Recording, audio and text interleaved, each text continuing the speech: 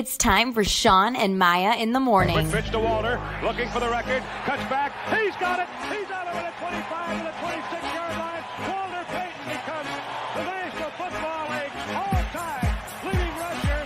Jordan, open, Chicago with the lead. The Chicago Bulls have won their 6th NBA championship. Chicago has won the Stanley Cup. Palmero over the head of Jenks. Uribe charges, throws, out! And the White Sox have won the World Series. A little bouncer slowly toward Bryant. He will glove it, go to Rizzo. It's in time. And the Chicago Cubs win the World Series.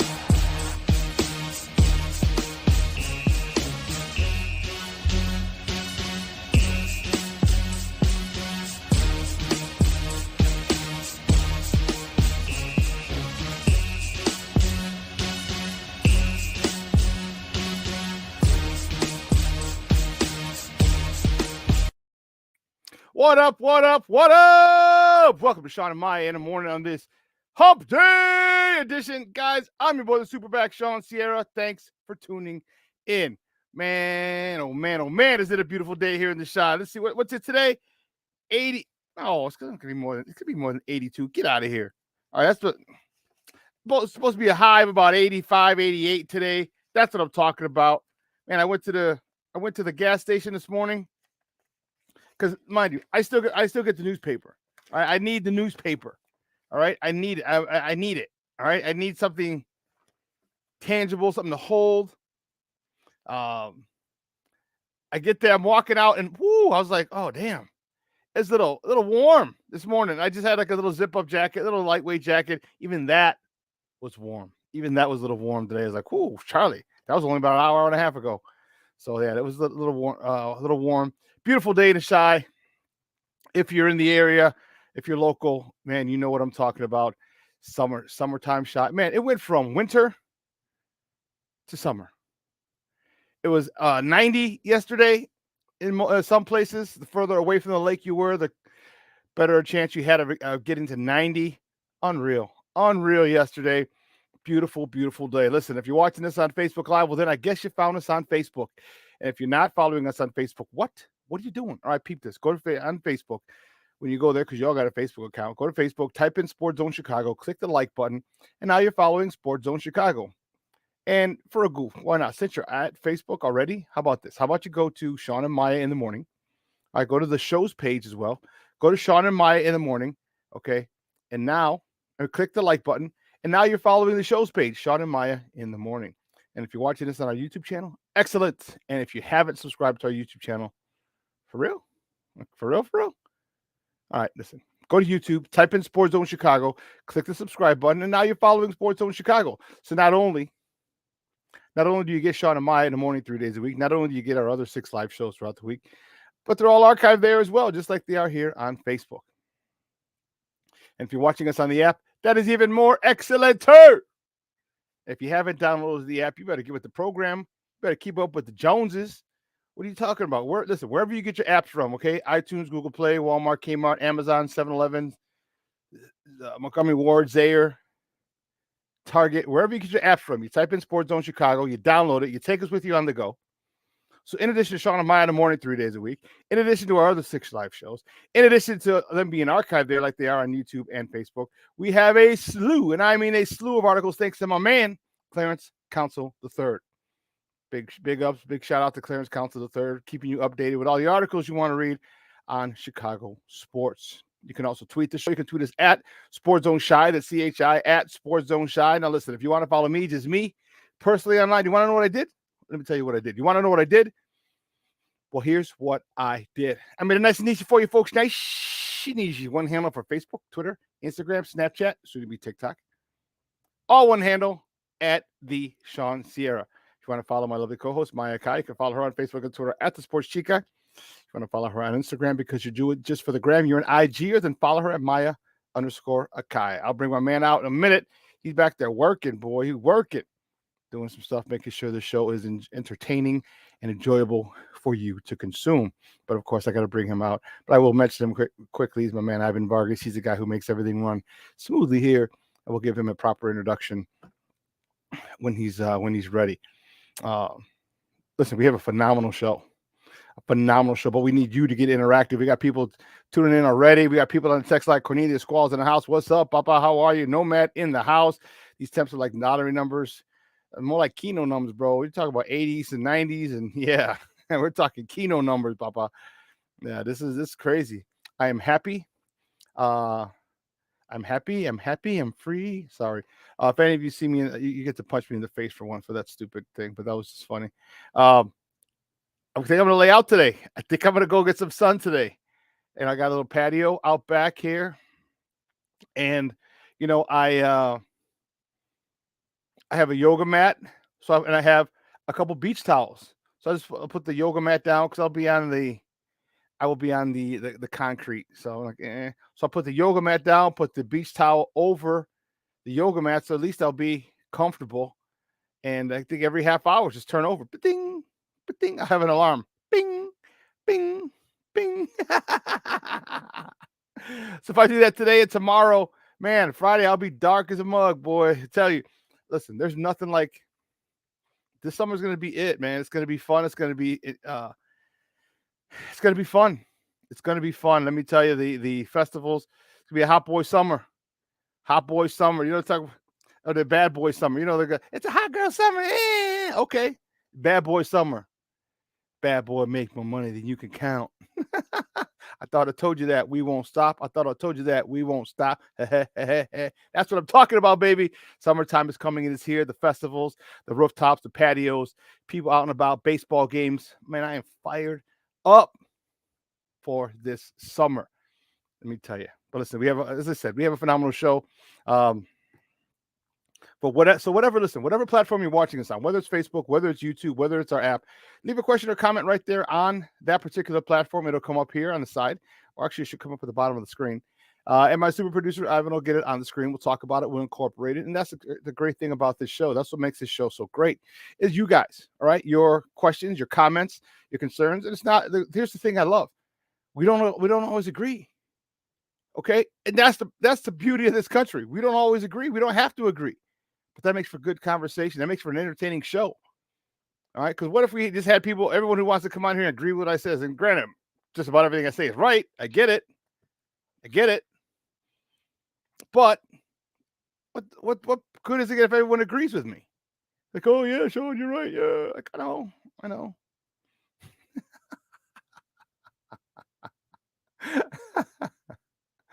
But that's the great thing, man. We have varying opinions. Various point of views. Okay. We all look at things different. We all have different experiences. We all have, personal, athletically, professionally. Okay. Different experiences. And we see things differently. And that's great. Okay. And that's what I love it. That's what I love about the show. That's what I love about you guys. You keep me on my toes. You give me different perspectives. And like I said, even if we can't come to an agreement or we don't see eye to eye, it's okay. It's okay. All right. We're talking sports. We're not solving the world's problems here. And you know what? We can agree to disagree. We're adults here. We don't have to get to name calling. Like that one. I think I told you. I told you last week I was in an argument with a trans guy. Girl, Pat. I don't know what I don't know. They never told me their pronouns, so I can't really say. All right. And started calling me names. Because we disagreed on something else on a topic. I'm like, well, that's not very, like you of all people should know you've been, harassed for the choices you made in your lifestyle. Why would you didn't call names? Why would you go about calling other people names? That was a different story. That was fun last week. That was really, really fun. I'm telling you, that was fun. Let's get right to it. Well, listen, like I said, we got a phenomenal show for you. Man, 10 o'clock, our guy, Zach Pearson's coming on. He's going to come on to talk Bears football. We have, we had some interesting situations occur. Bears just got done with a rookie minicamp this past weekend. I want to see what he thought, get a perspective from our guy, Zach from Bear Report. See what he did talking Bears. I'm excited, man. I am excited. I'm excited. I'm excited for the Bears season. I, along with a lot of other people, think they're going to be a lot better than many people um, predict them to be. All right. Then I was watching something last night that really got me fired up. So as you go on, and see, here's the thing, guys. Like I watch film. I I watch other people's things. Okay, I like to see their perspective, but not only when I see I listen, I read it because it may be, I don't even know if it's going to be different than mine. Sometimes I just read it to find out if it's different. I agree, I disagree. We agree to disagree. But I was watching some stuff yesterday and I was watching some Green Bay Packers. Sorry, I did have my my garbage can next to me while I was doing that. When I was watching them, I'm just watching the concepts that they were running. I watched the concepts that they were running. All right. They do a really good job. They do a really good job of getting guys open. You know, and I was always, we never wonder why so many people are open. Okay. How did this guy get open? How did that guy get open? How did this guy get open? Okay. There were a lot of mesh concepts. Okay. And watching that yesterday, I was like, holy cow. Okay. I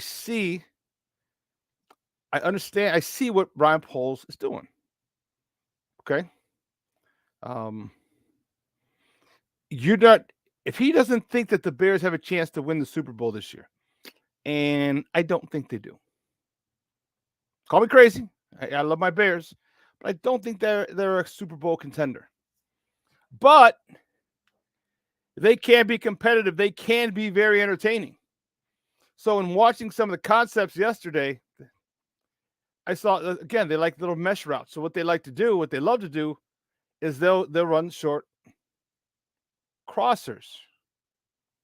But what they'll do is they'll set up a picket fence.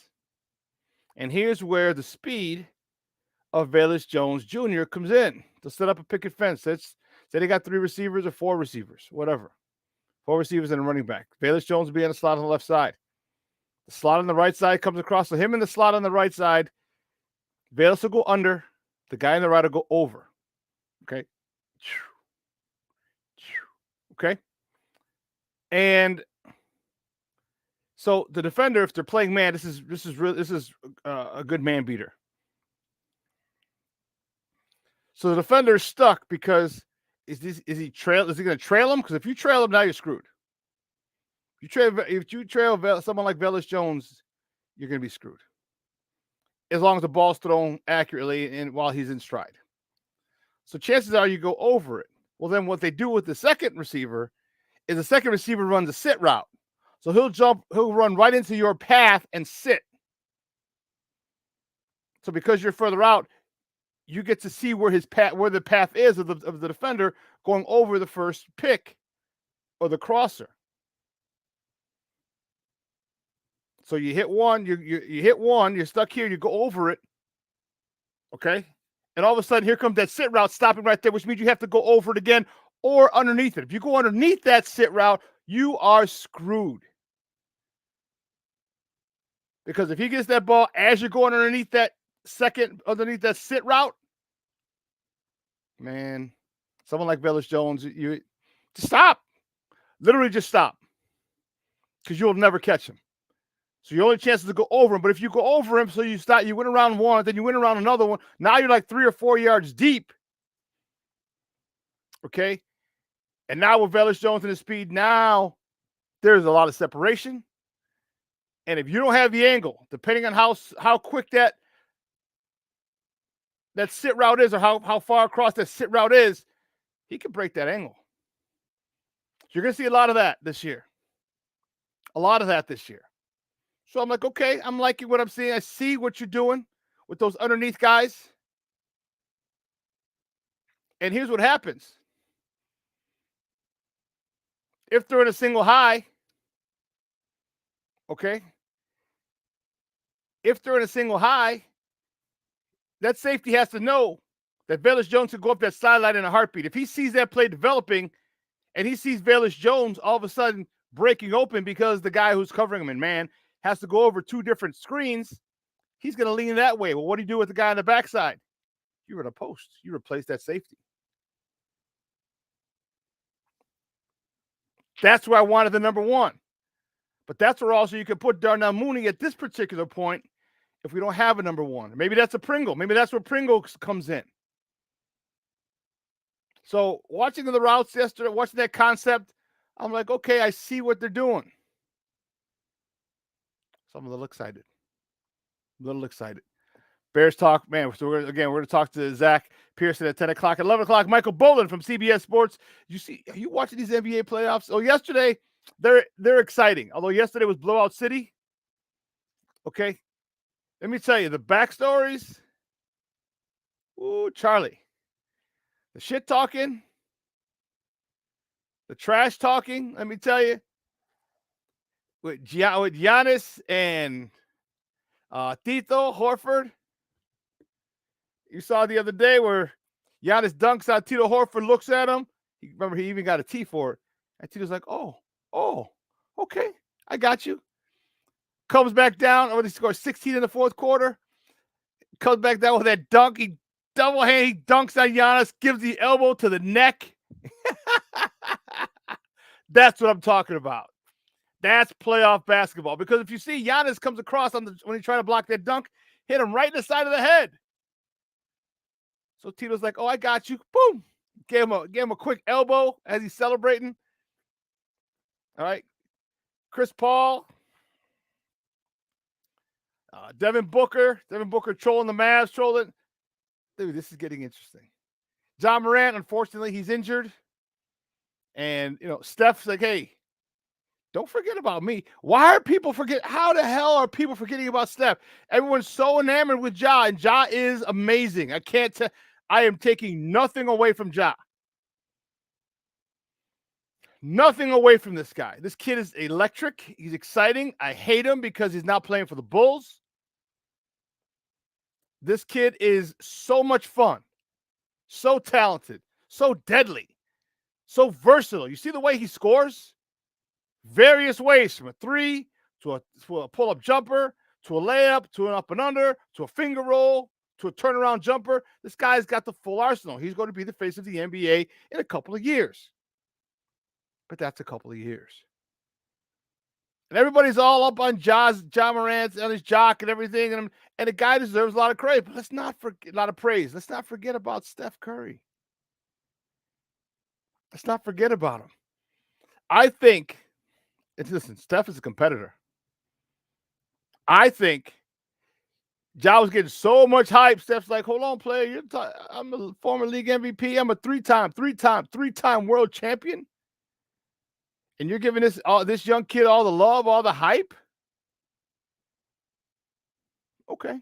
See, Steph's not the type of guy who'll talk shit. He's not the type of guy who'll tweet stuff. He's not the guy get in your face. No. Steph is just play. Steph, one of those quiet guys. You know those quiet guys, like them quiet? Those are ones you watch. The quietest one in the room, oftentimes is the most dangerous one in the room. And that's Steph. Yeah, Nomad, Ja might be done for the playoffs. And real quick, people, that wasn't Jordan. Jordan didn't do that. Or God, I just lost it. His name's on the tip of my tongue.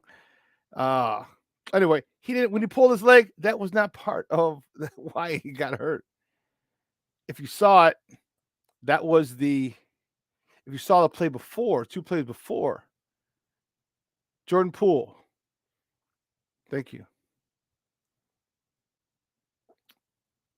He injured it before. So, and I'm not saying it didn't help. It helped. Don't get me wrong.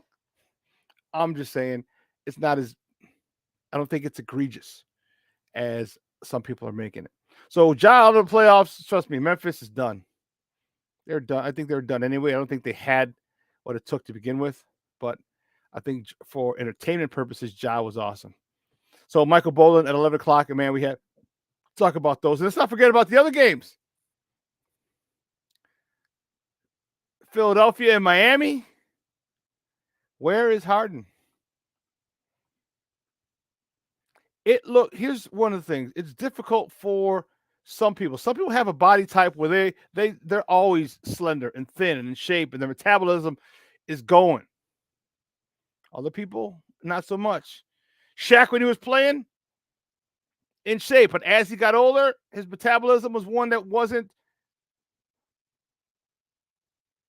as high or as active as it was when he was younger. So you can see as Shaq got older. I think this offseason, James Harden really needs to return to a good diet and a strict regimen of getting in shape. He shot a flash the other day, the other game. Look at what he dropped, 31, 32. With his step back jumpers. I just think he's a little too heavy for his game. Call me crazy. I don't know. I could be wrong. Probably not, but I could be wrong. So anyway, let's get right to it. You know how we do the first segment of every show. It's called Top of the Morning. Just when you want it. Top of the morning to you. Top of the morning to you. Top of the morning to you.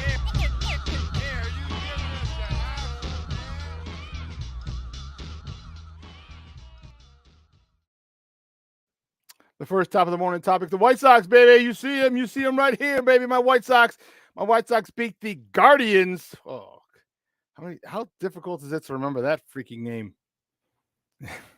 They beat the Guardians 4-1 yesterday on the South Side. Part of their 7-game homestand. Lucas Giolito. Woo-wee. Lucas Giolito, I'll tell you what, this guy, I am very, very impressed with Lucas. He's put together a couple of quality starts. He's put together a couple of games where you're just like, damn, okay. He seems to be more consistent. And to me, that's what I like. Lucas Giolito, he got the win yesterday for the good guys on the South Side. He went 7 innings, 6 hits, 1 earned run. That home run to Naylor. God, that son of a gun is something else, boy. Jeez. 1 walk, 5 punch outs. And let me tell you something. Lucas Giolito is just starting to get into really good pitching condition after spending some time on the shelf. Look at that. He's made 4 starts. Steve Stone, and we've talked about it, Ivan. Steve Stone, we have been so blessed and fortunate here in Chicago to have phenomenal play-by-play announcers and also to have phenomenal. What happened? Something crazy happened. The lights go out. It's some phenomenal color commentary guys. Awesome stuff. Awesome stuff. Steve Stone is one of the best in the business. And if you like baseball and you listen to him, like I've been fortunate enough to listen to him for years on the White Sox broadcast, you gain your baseball IQ, like mine, goes through the roof. And Lucas Giolito has been playing phenomenal baseball the last couple of starts. He's maintained his name in the conversation of the ace on his staff, although I do think it's Dylan Cease. Okay, but Lucas Giolito is the man. Okay, he's pitching well. He's pitching consistent. I think for him, the mental block, because I always thought he was soft. I always thought a little too sensitive. And I think he's gotten past that. He's gotten past that. And I'll tell you what, it's fun to watch. Fun to watch when you know what, it's time for him to go out and stop a streak. Or you know what, try and best his teammate who pitched the day before. I love that little internal competition on the team. I think that's awesome. So, Lucas Giolito, big game yesterday. Very happy. You know, and Tim Anderson, this dude is all right. And I know I give him a lot of shit. Why? Because he's a guy that I expect him to be a leader, which he is, and I expect him to be a leader on the field. Right? He's got to stop those routine ground balls because at the plate, this guy is something else. Yesterday, 3 for 4, a double, his 7th of the season, driving in his 10th and 11th runs of the year. And after yesterday's game, Tim Anderson is now second in the American League in batting 347. Okay, Gavin Sheets, he's 1 for 4 with another bomb yesterday. If you didn't see that home run by Gavin Sheets yesterday, my goodness. His 3rd of the year, driving into his 7th and 8th runs of the season. And Lou Bob himself, he was also 2 for 4 for the good guys.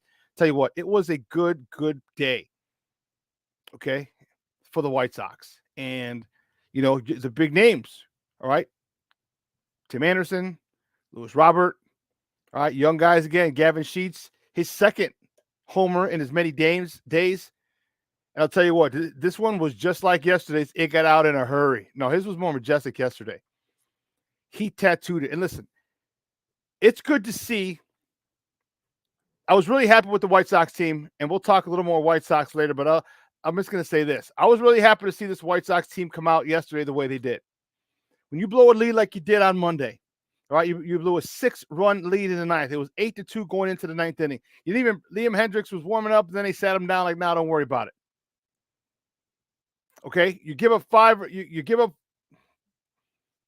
You got the bases loaded, and you brought him in, and Josh Naylor. My God, this dude is a monster. This dude's a monster. Hits the grand slam to tie the game at 8. You lose it because Josh Naylor comes up in the 11th and hits a 3-run homer. Dude was on fire. He had 8 ribbies that day. The way they came out yesterday after that embarrassing loss on Monday is what I wanted to see from a championship team. It happens. It's going to happen. I don't games that you should win that you tragically lose. Yes. I don't know if it's going to happen again in a 6-run lead in the 9th with 2 strikes and 1 out. I mean, 2 strikes, 2 outs. All you need 1 more strike. But that's tip of the hat goes to the Indians. The Indians. There you go. The Guardians.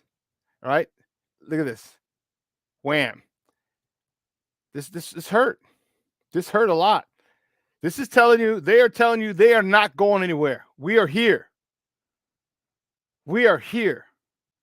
And here's the only thing. I have a question.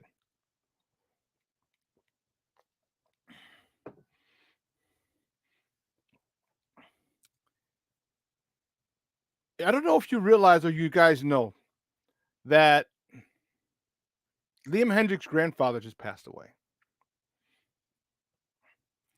I don't know how close he was to his grandfather. Okay, I don't. But my question is, why is he still here? I understand he's back in Australia. I don't give a shit. I don't give a rat's ass. He needs to go home with his family. He needed to be there for the burial, for the funeral. There's got to be closure, in my opinion. All right, the White Sox could have said, "Hey, listen, you need to go. We'll make do. If we lose every game that you're gone, guess what? We'll lose every game that you're gone. It's early in the season. But you need to go grieve your grandfather. Because being so far away on the other side of the world, yeah, of course you can Zelle money, you could transfer money and take care of all the funeral arrangements and everything. Fine. We live in 2022. It's a digital age. We can do that shit. But there's nothing like being there. There's nothing like getting closure for a family member. So my only question in that situation is, why is Liam Hendricks still here? Why don't they give him some bereavement time? Listen, go home, come back in a week, 10 days, whatever you need. We'll make do. We'll make do. I think that has a lot to do with it. It's tough. Losing a loved one, and that's, again, I don't know how close he was to his grandfather. I don't. But as a family member, you need to grieve them. You need closure.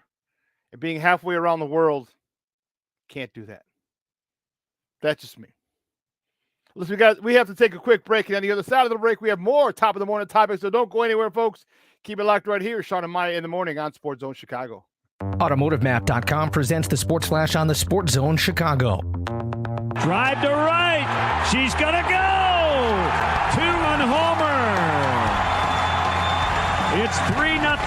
Gavin Sheets has homered in back-to-back games. The action on the White Sox Radio Network 4-1 the win over the Guardians on Tuesday. Gavin Sheets homered in his second straight game. Tim Anderson had 3 hits and a pair of RBI. Lucas Giolito improved to 2-1. He went 7 innings. The only run he gave up was on Josh Naylor's homer. Giolito struck out 5, walked 1, and gave up 6 hits. The White Sox with wins in 7 of their last 8. The Padres beat the Cubs 5-4 in San Diego. Manny Machado hit a go-ahead double in the 6th. Cubs starter Wade Miley gave up 3 runs on 5 hits over 3 innings. He walked 5 and struck out 1. Ian Happ had an RBI single in the 9th, but the Cubs couldn't rally.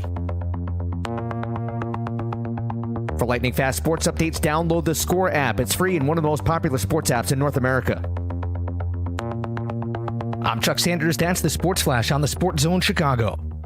Research shows listeners don't like it when ads interrupt their music. So to help you remember that Liberty Mutual customizes home insurance, we made this ad optional. If you want to skip this ad, remove your left earphone. Liberty Mutual customizes home insurance, so you only pay for what you need. If you're missing this informative ad, you must love wasting your cash. It's the easy and smart way to save.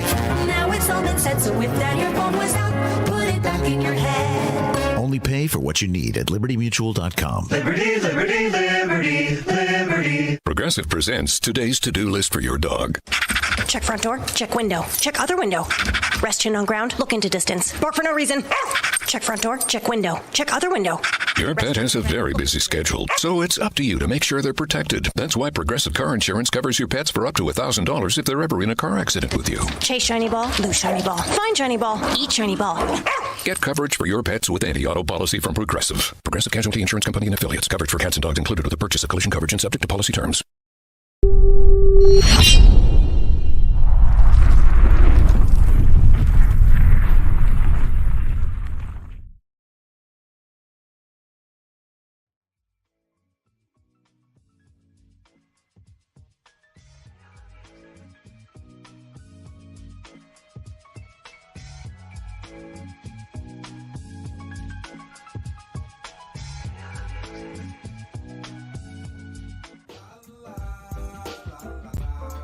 It's a romance sport. What? It's a romance sport. Yeah, yeah. It's a romance sport. Yeah, it's a romance sport like that. This one going out.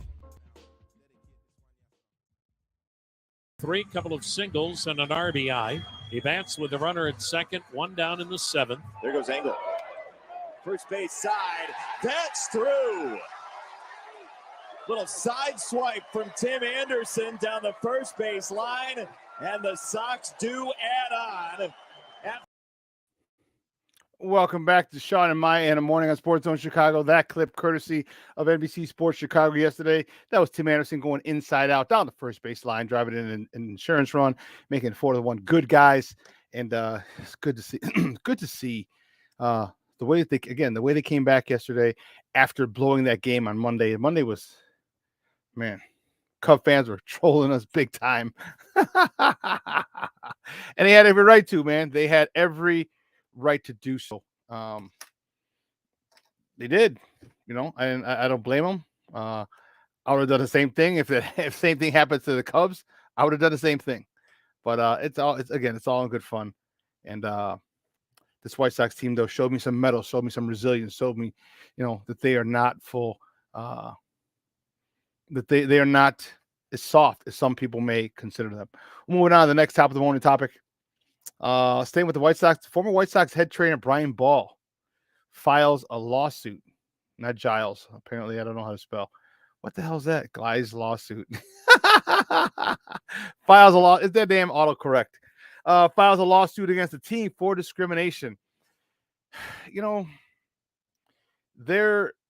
not going to make fun of his lawsuit by any stretch. So if that's what you're thinking, you are wrong. I'm just wondering why.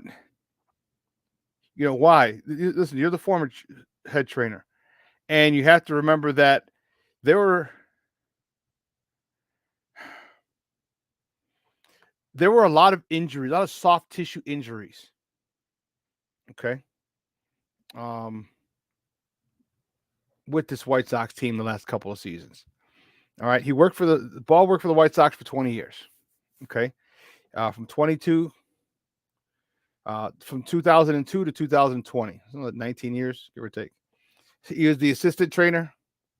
The majority of his tenure here. All right, because Herb Schneider was the longtime trainer. We knew that. Herbie.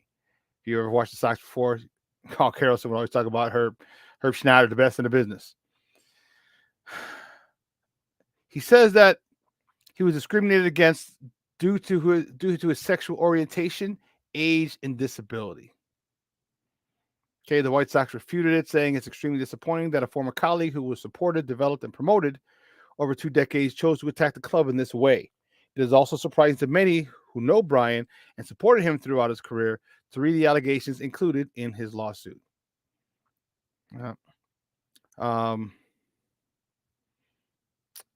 Part of it was in 2020 he was attacked by 2 men while getting into his car, by his apartment.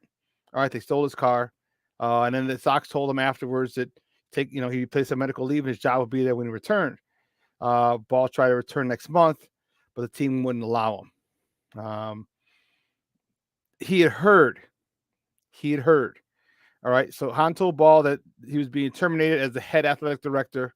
All right. And then 2 months later, the suit claims an unnamed member of the White Sox management told Ball that the club terminated his contract because of his sexual orientation.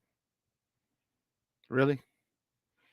I find that very difficult to believe. I'm not saying it didn't happen. I'm saying I find it very difficult to believe because in this day and age, it is almost a requisite that you have somebody from the alphabet community in your organization and placed in front of to say, hey, listen, we are compassionate.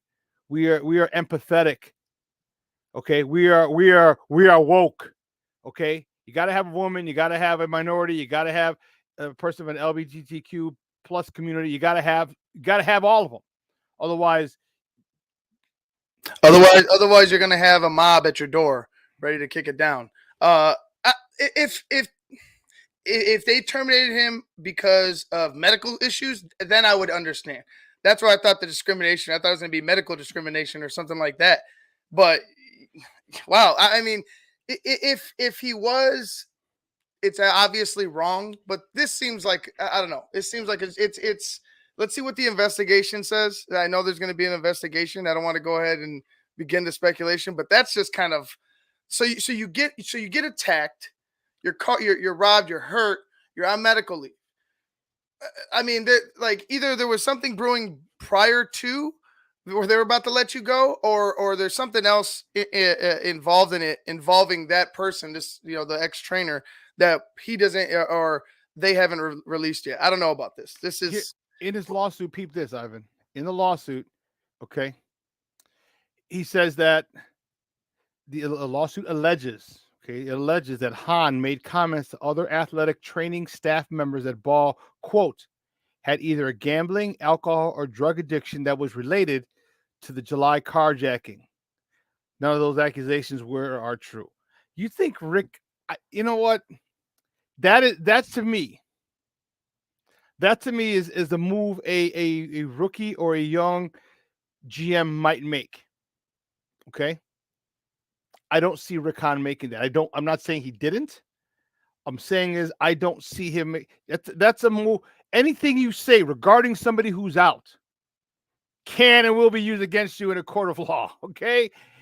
That's not a move. I could be wrong, but that does not sound like something that a savvy general manager like Rick Hahn would do. Then but the mention of drugs, right? The mention of that, it's kind of weird. Like I want to see the full investigation. I know what he's alleging happened. Now that you explained it, but I want to see the full investigation. Why? First of all, why come out of nowhere with this? and then also bring up the fact that you were robbed. Like, I don't know why that all ties in together, in one. I mean, were you in a neighborhood where you were buying drugs? I mean, you could get robbed in the neighborhood. You could get robbed buying drugs. I mean that shit does happen. So I don't know. Let's see what the investigation says, and then we could go from there. Moving on. The next top of the morning topic is the Cubs. They fall to the Padres yesterday down in San Diego, 5-4. Wade Miley got to start 3 innings, 5 hits, 3 earned runs, 5 walks. Rivas, he was 1 for 4 with his second homer of the season, driving in his 7th and 8th RBIs of the season. Ian Happ was 2 for 5 with his 15th RBI of the season. Manny Machado 1 for 3 with his 8th double, drove in his 22nd run, and Eric Hosmer 2 for 4, driving in his 19th run of the season. The Cubs just got to get back on. They're trying to get back on track. That's basically all they're trying to do. They got a tough Padres team. They had the Dodgers, the Padres. That West Coast trip is tough, and out West is tough, and you just got to try and stay. Keep your head above water. And more bad news for the Cubs, or maybe it's good news, depending on how you look at it. The next top of the morning topic is Cubs second basic Nicky Two Strikes. Nick Madrigal goes on the IL with a sore back. Nick Madrigal was struggling at the plate. A lot of Cub fans were very upset with his struggles, were bothered by his struggles. So maybe this is a way to kind of have him reset. Okay, I'm not saying he's not injured. Okay, but trust me, there have been plenty of times where people have been put on the injured list when they're not really injured. Okay, and maybe this is a chance. And if he is really injured, okay, good. Here's what you do. Here's a chance for you to reset. Here's a chance for you to get away from the game. Here's a chance for you to, kind of clear your mind and come back. All right, because there was a reason. People loved Nicky Two Strikes. I still love Nicky Two Strikes. Okay, I follow him. He was struggling, but he's a guy that you want, that you need in an order, especially in this White Sox lineup when he was here. A guy that's going to just keep the line moving. All right. He is called Nicky Two Strikes for a reason. He battled. Got a lot of hits with 2 strikes because he would just battle and foul 3 or 4 or 5 pitches off before finally getting a hit. And when he was traded to the north side, again, I still followed him. Some of the guys, like Quintana just got his first win the other day, Monday, I want to say. I still follow his career. He was one of my favorite White Sox players at the time. It's because they're traded doesn't mean I don't follow him, I wish Nicky well, even though he is playing for the Cubs. I wish him well. I want him to be a Gold Glove defender like he was in college. I want him to be one of those guys that you can come up and just a hard out.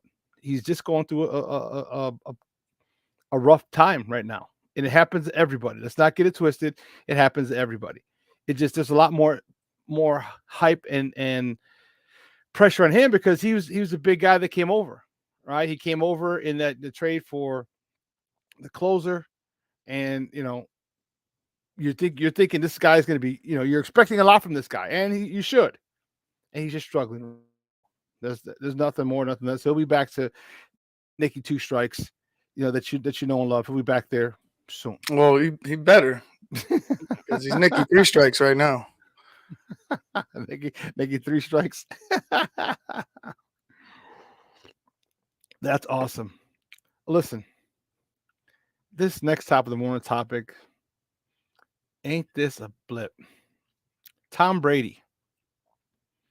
Tom Brady will join the Fox Sports broadcast team as soon as he retires.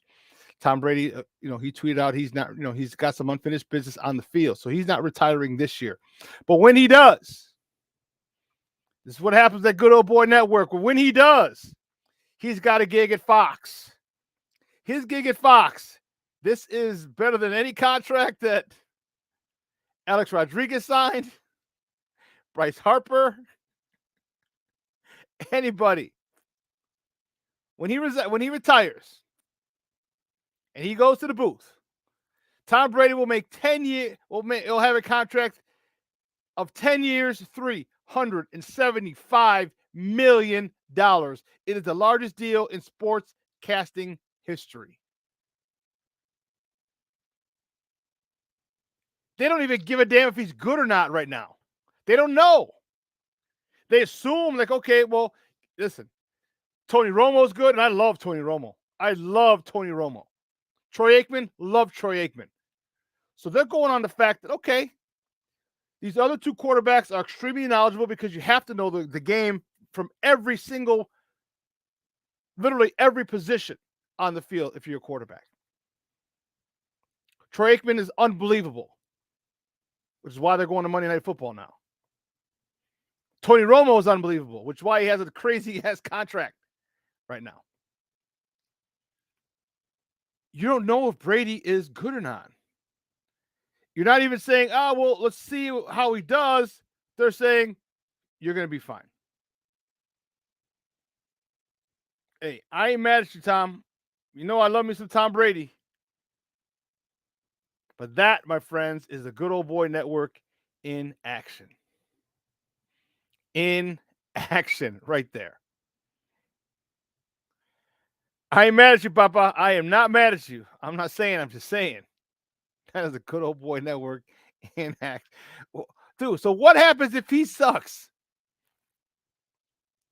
So is it fully guaranteed? Is that contract fully guaranteed? You know, he's going to make more in that 10 years, in that 10-year contract that he made his entire career. He's made $300 million in his career. He's going to make $375 in 10 years. He made $300 million in 20 years, 20 plus years. He's going to make more of that in half the time. I hope he's good. I don't anticipate him. See, there's a couple of times that I've liked Tom Brady. I shouldn't say love. I love Tom Brady. There were a couple of times, though, that I saw Tom Brady be the 6th round draft pick. Normal. Not the 27-time Super Bowl winner. Not him. All right, because that guy's guarded. All right, he's guarded. He says a lot of coach talk.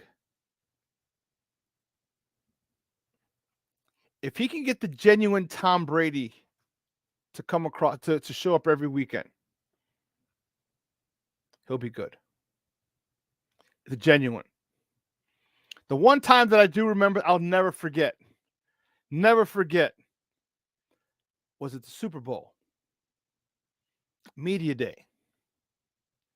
And they asked a young kid who was, 10 years old, 12 years old. He sounded younger, so he's probably maybe 8 or 10 years old. And the kid asked him, who's your hero? And Tom said, my dad. I looked at my dad and he paused, and you could see him getting his voice cracked. And he was like, my dad. That was Tom Brady. That is a Tom Brady that most of us will never see. It came out for a second. It came out where he talked about his dad being his hero. If he can get that genuine Tom Brady to break down football, he'll be great. He'll be great. And I think, Tommy, if you're damn, no matter, you're damn right, Tommy Fat Cat. Hey, he's like, hey, Giselle, I'm almost as rich as you now. I'm getting closer. I'm getting closer, Giselle. She's like, oh, Tom, stop. You're so funny. You're not getting close. Because Giselle makes that money, boy. Let's keep it real. Giselle makes a hell of a lot more. She's worth a lot more than Tom Brady.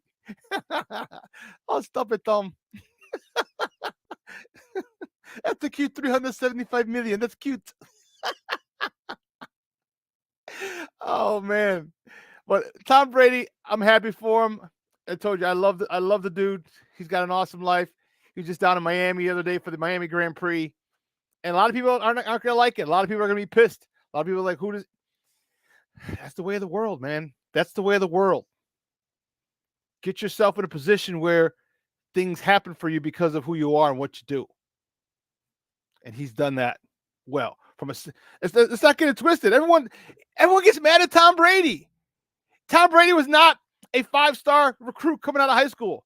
Tom Brady was not a Heisman winning quarterback in college. Tom Brady was not the number one college quarterback coming out of college. Tom Brady did not win a national championship at Michigan. Tom Brady was a nobody. Tom Brady was a nobody. Selected in the 6th round with a 199th pick. And people who talk about, I love underdog stories. There's an underdog story. There is an underdog story. 199th pick. 6 quarterbacks, I believe, went in front of him. He goes out to become the greatest quarterback of all time. Controversies? Yeah. But you have to put yourself in those positions to win. He can't win 7 Super Bowls if he doesn't get to them. And granted, I'm not blind. For his first couple of Super Bowls, won by the defense. Led by the defense. Not won. Led by the defense. Teddy Bruschi, Willie McGinnis, Marvin Harrison, Ty Law, Vince Wilfork. Trust me, I get it. But he still had to do stuff on the offensive side too. Then the last few, yeah, those were Tom. Those were led by Tom. But you got to get there first. Isn't it amazing? People are talking about, oh, they love the underdog. They love the underdog. Now you got an underdog story. He gets to the pinnacle of his sport, the best. And then now we want to break him down. Oh, well, the Deflategate. Oh, well, this. Oh, Spygate. All this. Okay. Okay. What about the last couple? What about Tampa? That Super Bowl tainted too? Leaves the Patriots, and you thought, oh, well, it's Belichick and him. Yeah, how's he going to do in Tampa? Oh, he goes and wins the Super Bowl. No, I love Tom Brady. Happy for him. Way to go. The next time of the morning topic, this is awesome. This was awesome. Angels rookie, Reed Detmer. Rookie throws a no-hitter yesterday. You know, no-hitters are difficult. No-hitters are unbelievable. You realize all the things that have to go right in a no-hitter? And as a rookie, to throw a no-hitter is amazing. You know, there's always that one play that defines whether or not it's going to be a no-hitter. We've seen it. We've seen it here on the north side. We've seen it here on the south side. And we had a couple of perfect games. Mark Burley had a no-hitter and a perfect game.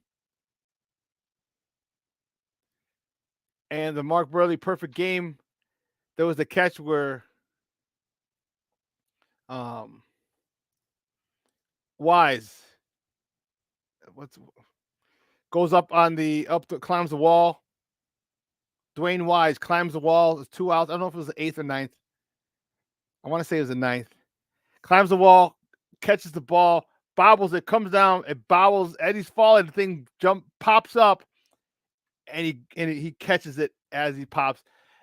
Yeah. Yeah. You know, a freak, a flare of the bat, the ball goes over the right field, the second baseman or shortstop's head, depending on what side what the batter is. All these things got to go right. Hats off to this rookie. All right. Hats off. Reed Detmers. That's a tough deal. Now you got to do it every year. Now you got to do it every year. I'm kidding. That's tough. But again, that's really, really, really cool. Next up, the morning topic, Mike Tyson. Mike Tyson will not be charged in the airplane incident that happened a couple of months ago. This is the one right here where this guy's he's bothering him. He's annoying him.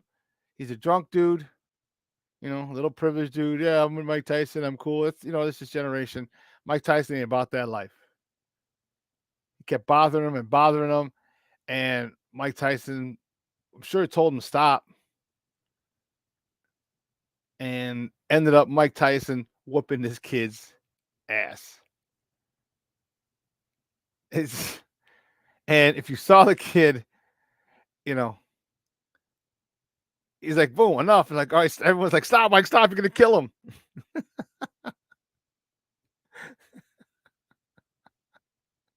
Look at this dude's face. Stop, don't poke the bear, leave him alone. Leave him alone. That's a dude you don't mess with. That clip courtesy of TMZ. He will not be charged. Instead, after looking at the evidence, they're not going to charge him. Thank goodness. Thank goodness. The next top of the morning topic, NBA Hall of Famer Bob Lanier passes away at the age of 73. Bob Lanier was the number 1 overall pick back in 1970 out of St. Bonaventures, as he led the Bonaventures, is it the Bonnies? St. Bonaventure Bonnies, to the Final Four. He played 14 seasons in the NBA with Detroit and Milwaukee, averaging 20 points and 10 rebounds. He was an 8-time All-Star.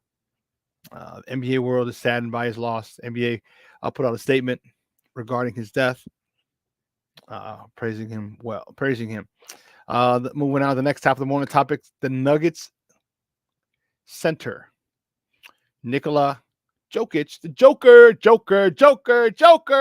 Who knows? All right, here we go. Who can tell me what that's from? If you could tell me what that's from, I'll send you 2 Sports Zone Chicago stickers. Joker. What is that from? I'll even tell you, it's a game show.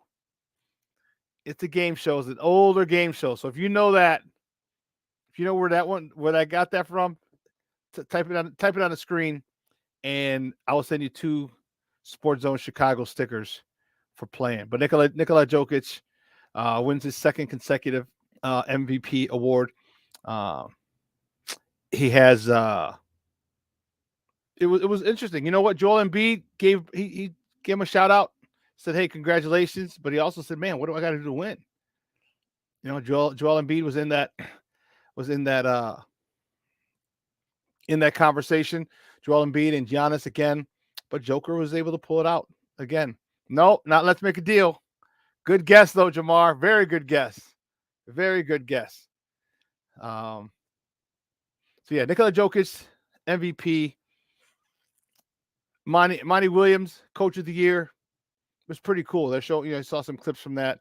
Good stuff, man. Really, really good stuff. I'm happy for Monty. He was a average player at best, but he's found his niche in coaching. So hey, again, where is it? What TV show? What old TV show or TV game show is that from? Joker. If you get that, I'll send you 2. I'll direct message you, send you 2 Sports Zone Chicago stickers. So listen, we got to take a break though, because on the other side, pressure luck. Nope. Good guess, Miguel. But no, not pressure luck. You got to Google it.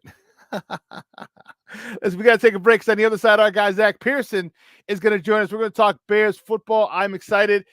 I'm really excited, especially after watching what I was watching yesterday. I was watching some highlights. I was watching some clips of that offense up north, their concepts. And these are the concepts that the Bears are going to use. I am much, much happier with this Velus Jones signing. So we're going to talk to Zach Pearson on the other side, and let's get right to it, man. I'm excited. I can't wait, man. Keep it locked right here. Zach Pearson coming up next on Shawn and Maya in the morning on Sports Zone Chicago. This is 2-2.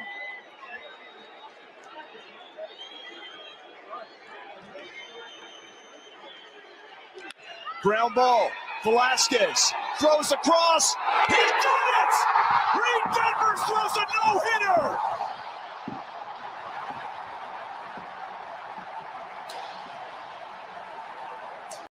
AutomotiveMap.com presents the Sports Flash on the Sports Zone Chicago. Drive to right. She's going to go. 2-run homer. It's 3-0.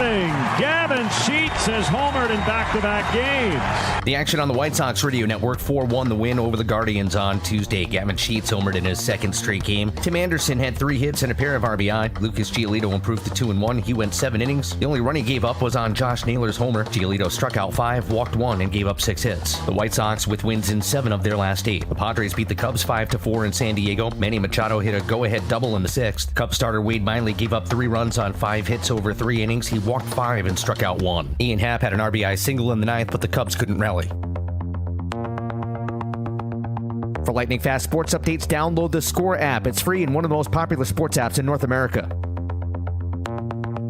I'm Chuck Sanders. That's the Sports Flash on the Sports Zone Chicago. Research shows listeners don't like it when ads interrupt their music. So to help you remember that Liberty Mutual customizes home insurance, we made this ad optional. If you want to skip this ad, remove your left earphone. Liberty Mutual customizes home insurance so you only pay for what you need. If you're missing this informative ad, you must love wasting your cash. It's the easy and smart way to save. Now it's all been said, so if that earphone was out, put it back in your head. Only pay for what you need at libertymutual.com. Liberty, liberty, liberty, liberty. Progressive presents today's to-do list for your dog. Check front door. Check window. Check other window. Rest chin on ground. Look into distance. Bark for no reason. Check front door. Check window. Check other window. Your pet has a very busy schedule, so it's up to you to make sure they're protected. That's why Progressive Car Insurance covers your pets for up to $1,000 if they're ever in a car accident with you. Chase shiny ball. Lose shiny ball. Find shiny ball. Eat shiny ball. Get coverage for your pets with anti-auto policy from Progressive. Progressive Casualty Insurance Company and Affiliates. Coverage for cats and dogs included with the purchase of collision coverage and subject to policy terms.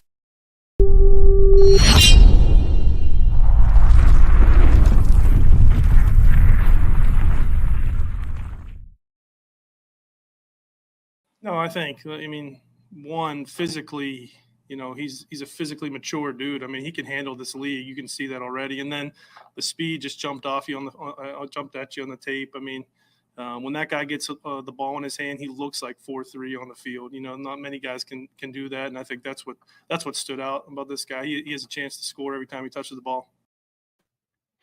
Welcome back to Shawn and Maya in the morning on Sports Zone Chicago on this Hump Day edition. I'm your boy, the Superback, Shawn Sierra, and you know what? That was Chicago Bears offensive coordinator Luke Getsy talking about Velus Jones and being a mature guy.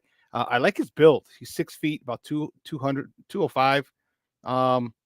He was actually a running back, built like a running back, which is why he breaks a lot of tackles. And as you well know, this dude got jets, 4.31 in the 40. Now you understand why he breaks tackles, and because he looks smaller. He looks much smaller than 6 feet. I think they had him 5'11", and I don't know, like and a half or 6 feet. All right, I remember. Trust me, my whole college career I was 5'10" and 7/8. So I get it. I'm 5'11". So bump you. I get it. But I like what I saw. So we're gonna bring in my guy. We're going to talk a little bit about this and what I saw and see if he understands or sees the same thing. He writes, he covers the Bears for BearReport.com. You can find him on Twitter at Zach_Pearson. Guys, let's welcome back to Shawn and Maya, Zach Pearson. Zach, what's up, buddy? How are you? I'm doing good. Finally, some nice weather that we can enjoy outside. Although I don't want to complain, but it is humid, so that part kind of sucks. Can't win for losing. No, but at least it's not 45 degrees and raining like it was like the past 30 days or whatever it was. So 2 sunny days in 46 days. 2 days of sun out of 46 consecutive. I say that the summers here are awesome, but like from take out the summers and every other month is the worst weather in the country. It is just so bad because it's so inconsistent. So at least give me some consistency with all this stuff. I hear you, dude. I hear you. You know what? Summertime shy is awesome. You know what? And it's plenty of time now that everything's open up. The rooftops, the patios, the festivals. All right, it's going to be. I'm excited, man. I got a couple friends with boats, so yeah, it's going to be a fun summer, and I'm looking forward to it. Big time. Let's talk about this Bears team. Velus Jones. How you were there at the rookie mini camp this past weekend? I have Herb. Have you met Herb Howard? Yeah. Yep. Okay. Yep. I know her. So I had Herb on Monday. I want to ask you the same question I asked him. How fast was that 4.31 speed? Impressive in person as it is on paper? Yeah, in a way, because I'll say this to kind of answer your question. Yes, it is. He looks really fast. He looks quick too, which is good in terms of getting the ball and cutting it upfield. I think from the rookie mini camps, I think we learned a lot more about Velus Jones and all these other guys and coaches off the field more than we did on the field. Because you look at on the field and they're throwing the ball. The 7-on-7, 11-on-11 is light. Right, of course. It was more of an aggressive practice than I thought it would be in terms of what we've seen in rookie mini camps. Now they weren't out there, hitting or tackling or anything like that. It was just more playing through the whistle, quote unquote, a little bit. But yeah, I mean, he's pretty fast. Like even on the drills where it's just quarterbacks pretty much throwing to wide receivers, there's no coverage, anything like that, he can get down the field pretty quick. So I think you're going to see that speed, hopefully a lot in the Bears offense coming this season. Dude, that's crazy. I was saying on Monday as well. Like, I've seen a 4.3. I played college ball with a defensive back out of Texas. It was a track guy. He was 4.3. And I was like, and I'd seen some pretty fast dudes in high school. Yeah. And I got to college and I saw that. I was like, oh, that's speed. That is real speed. There was a breeze that accompanied that speed as he ran by me on the sideline one time when I'm standing there watching the defense practice. I was like, that's speed. Yeah. And that's what I was happy. That's what I was hoping we would get from this guy, Velus Jones. Yeah, I've never seen it like up close in person, probably like you have, like a 4.3. I've seen like a close to a 4.4-ish, in person, but it's quick, man. Yeah, you can see him out there. And I think what I kind of noted was, his ability to not only catch the ball, but kind of get upfield on a dime and not have to, sometimes when players do that, they're like mechanics are kind of out of whack. They kind of take that extra, the wrong angle, and it kind of cost them a little more. Everything's like quick with him. Everything is crisp, as it could be. Again, it is rookie minicamp, so on the field stuff is just, it's so hard to judge. But yeah, you could definitely see the speed as something that really stands out for him. Does it bother you that he's going to be 25 or he might be 20? I know the thing is this week. They talk about the prime years of a wide receiver, that he should be in his prime right about now. And yeah, does that bother you at all? I don't think so. Yeah, I think he's 25 today, I believe. Today? Okay. Yeah. I mean, yeah, it's something to note, but I feel like it's being kind of blown out of proportion. I mean, it comes down to this. If you can play football, you can play football. If you can't, you can't. Chicago Bears media would never blow anything out of proportion. Yeah, no, what are you talking not about? me. No, it just comes like, what I'm saying? Like, if you can play, you can play. I mean, we're going to find out if he can play. And I think the one thing that people, need to see is, with the extra COVID year, a lot of players took advantage. Mm-hmm. It's not only the COVID year doesn't always, it wasn't only impacting the age. It was impacting the amount of players that were coming out. There was a lot of players in this draft that were eligible to be drafted. Ryan Poles said that in his press conference as well. So, yeah, it doesn't really bother me too much. Obviously, I think it's a little unfair to make the comps of, well, this player is 22 and broke out and he's still, having his best years, while Velus Jones is going to be 25 and hasn't even played yet. It's kind of unfair to him. I think, like I said, if you could play, you can play. If he's 25 and he's a weapon, that's fine. I mean, yeah, it does shorten, I guess, in a way, his career. If he is really good, maybe it shortens it by a year or two. I don't think it's that big of a deal. I do think, it helps him with maturity. The one thing I'd be a little concerned about, the age type thing, is you look, and he played in the SEC, which is obviously the best conference. Last year, he had some good numbers against some good teams. I want to say it was like the Alabama game, and I think they played LSU. I know they played like Kentucky, who's not terrible. They're not like, great, but he produced in a lot of those games. Now, it's just 1 year. It's just 1 year of production he had at Tennessee, because for whatever reason, he really didn't get the chance at USC, and it took him that final year at Tennessee to kind of break out. I'd be more concerned with that. Do we have a player that has only done it for 1 year and they're just taking a chance on him? I don't know. I guess we're going to find out, though. Yeah, and that's what you have to look at. You got to look at, and Jimmy Johnson has stated this before. why were they only productive 1 year? Why couldn't they get on the field? Why weren't they world beaters at this particular stage? And he discussed this when he was talking about Mitch Trubisky. Why was he couldn't get past Marquise Williams, who was a journeyman in Canada. So that was a red flag. He goes, but then you look at Barry Sanders. Why couldn't Barry Sanders get on the field at Oklahoma State? Well, there's a Hall of Famer in front of him named Thurman Thomas. Okay, well then now you might have something here. So why couldn't he get USC gets the top talent always. So maybe that was one of the reasons he didn't get off at USC. Then he decided to switch. We'll see. We will see. I'm looking forward to it. I love the maturity. I'm not worried about it. Give me your thoughts, because he came and Luke Getzey had mentioned it. He came to work in a suit. He brought his own whiteboard. Your thoughts on that, on just a sign of maturity, coming in a suit with his own whiteboard, ready to work?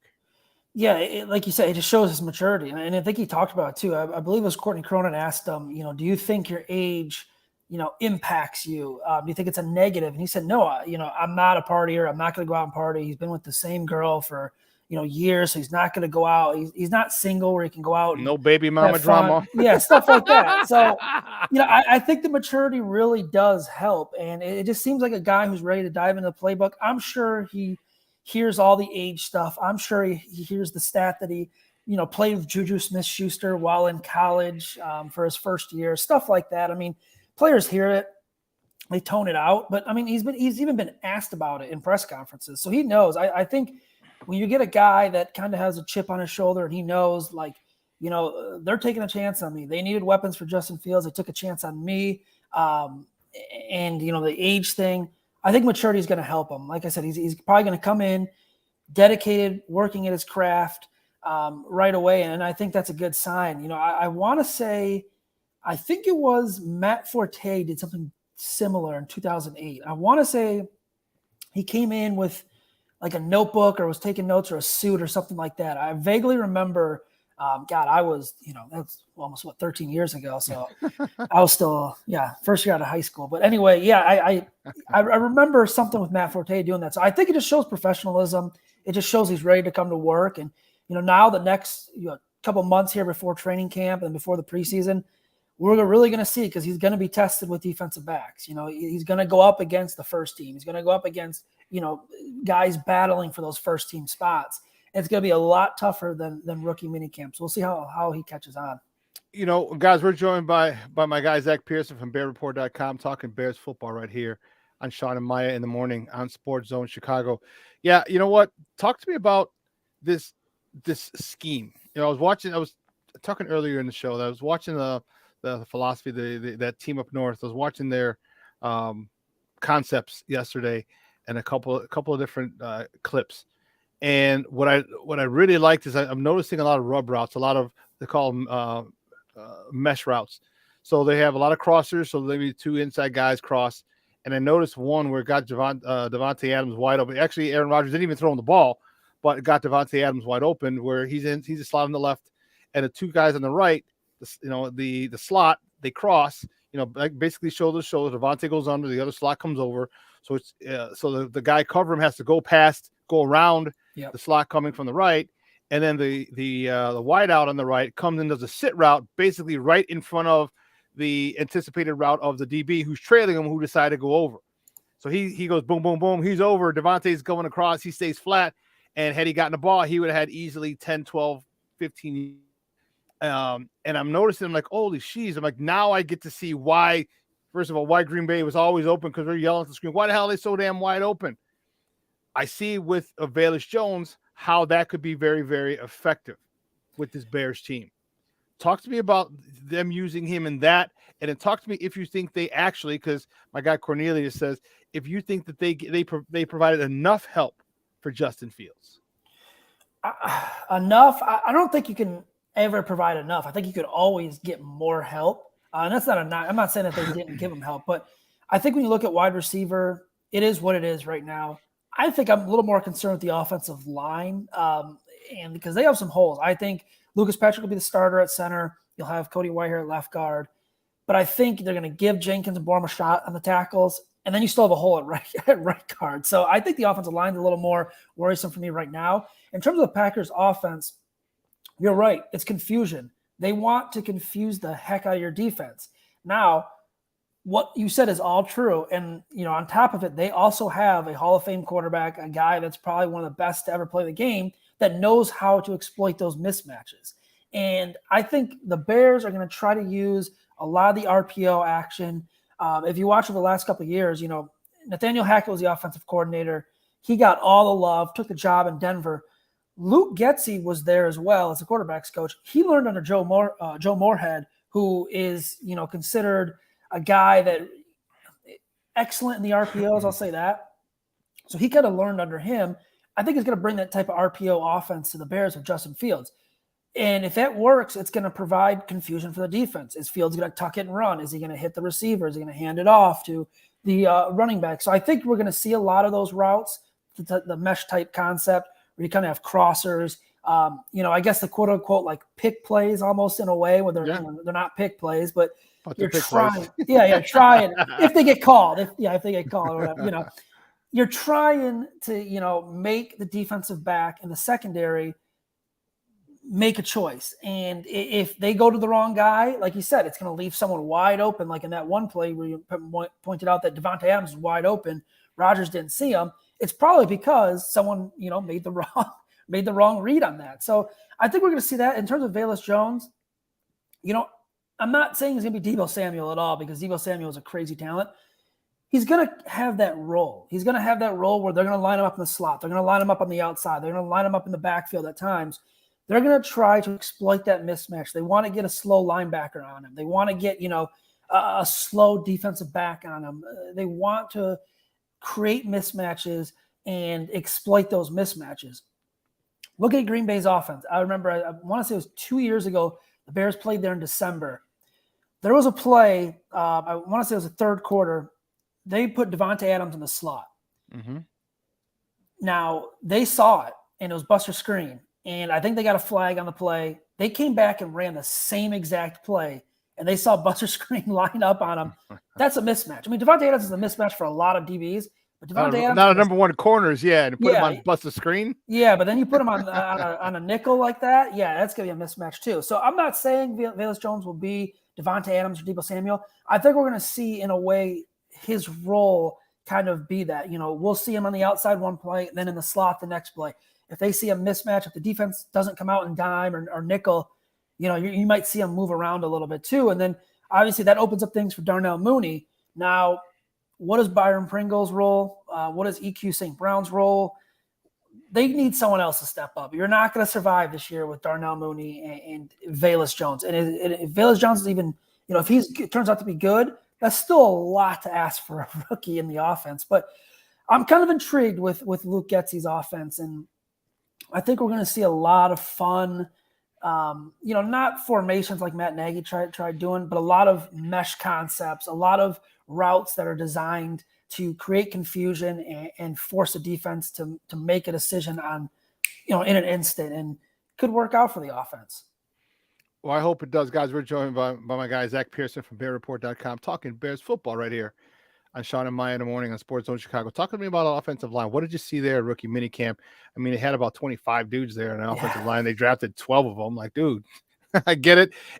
And is this the case where, because usually 5th, 6th, 7th round offensive linemen don't make it, okay?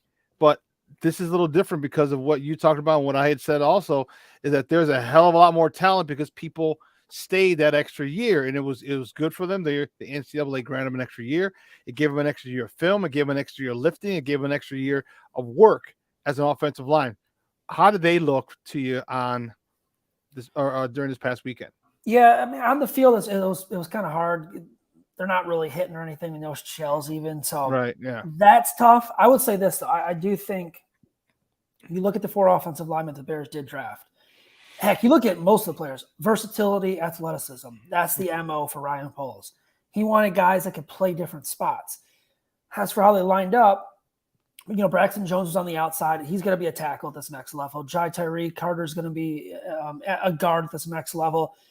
I think Doug Kramer, he might be the least versatile of them, and nothing against him, but he kind of feels like just a true natural center. And then you look at Zachary Thomas, and I think they're going to try him out everywhere. He could be a swing tackle, he could be a guard. I was interested to see where these guys were going to first line up here at rookie minicamp. And, to me, there wasn't really any surprises. Kramer was at center, Jones was on the outside. I do think, though, there's going to be competition, especially at right guard. I think, someone like Braxton Jones at the tackle spot might challenge Tevin Jenkins or Laurie Borum. The Bears are going to have to figure this out quick. Like, they can't, we're going to see here in OTAs and minicamp and then training camp who's trying out for what spot, and it's not out of the realm that they do move someone like Tevin Jenkins to the inside if they have to. But, I found it interesting where they were lining up as far as the on-play on the field stuff. It was kind of tough. I hate judging the offensive line just because, the defense isn't really going full speed. And if they are, you kind of just tap them. Right. You can't put a defensive guy in his ass in rookie minicamp. Yeah.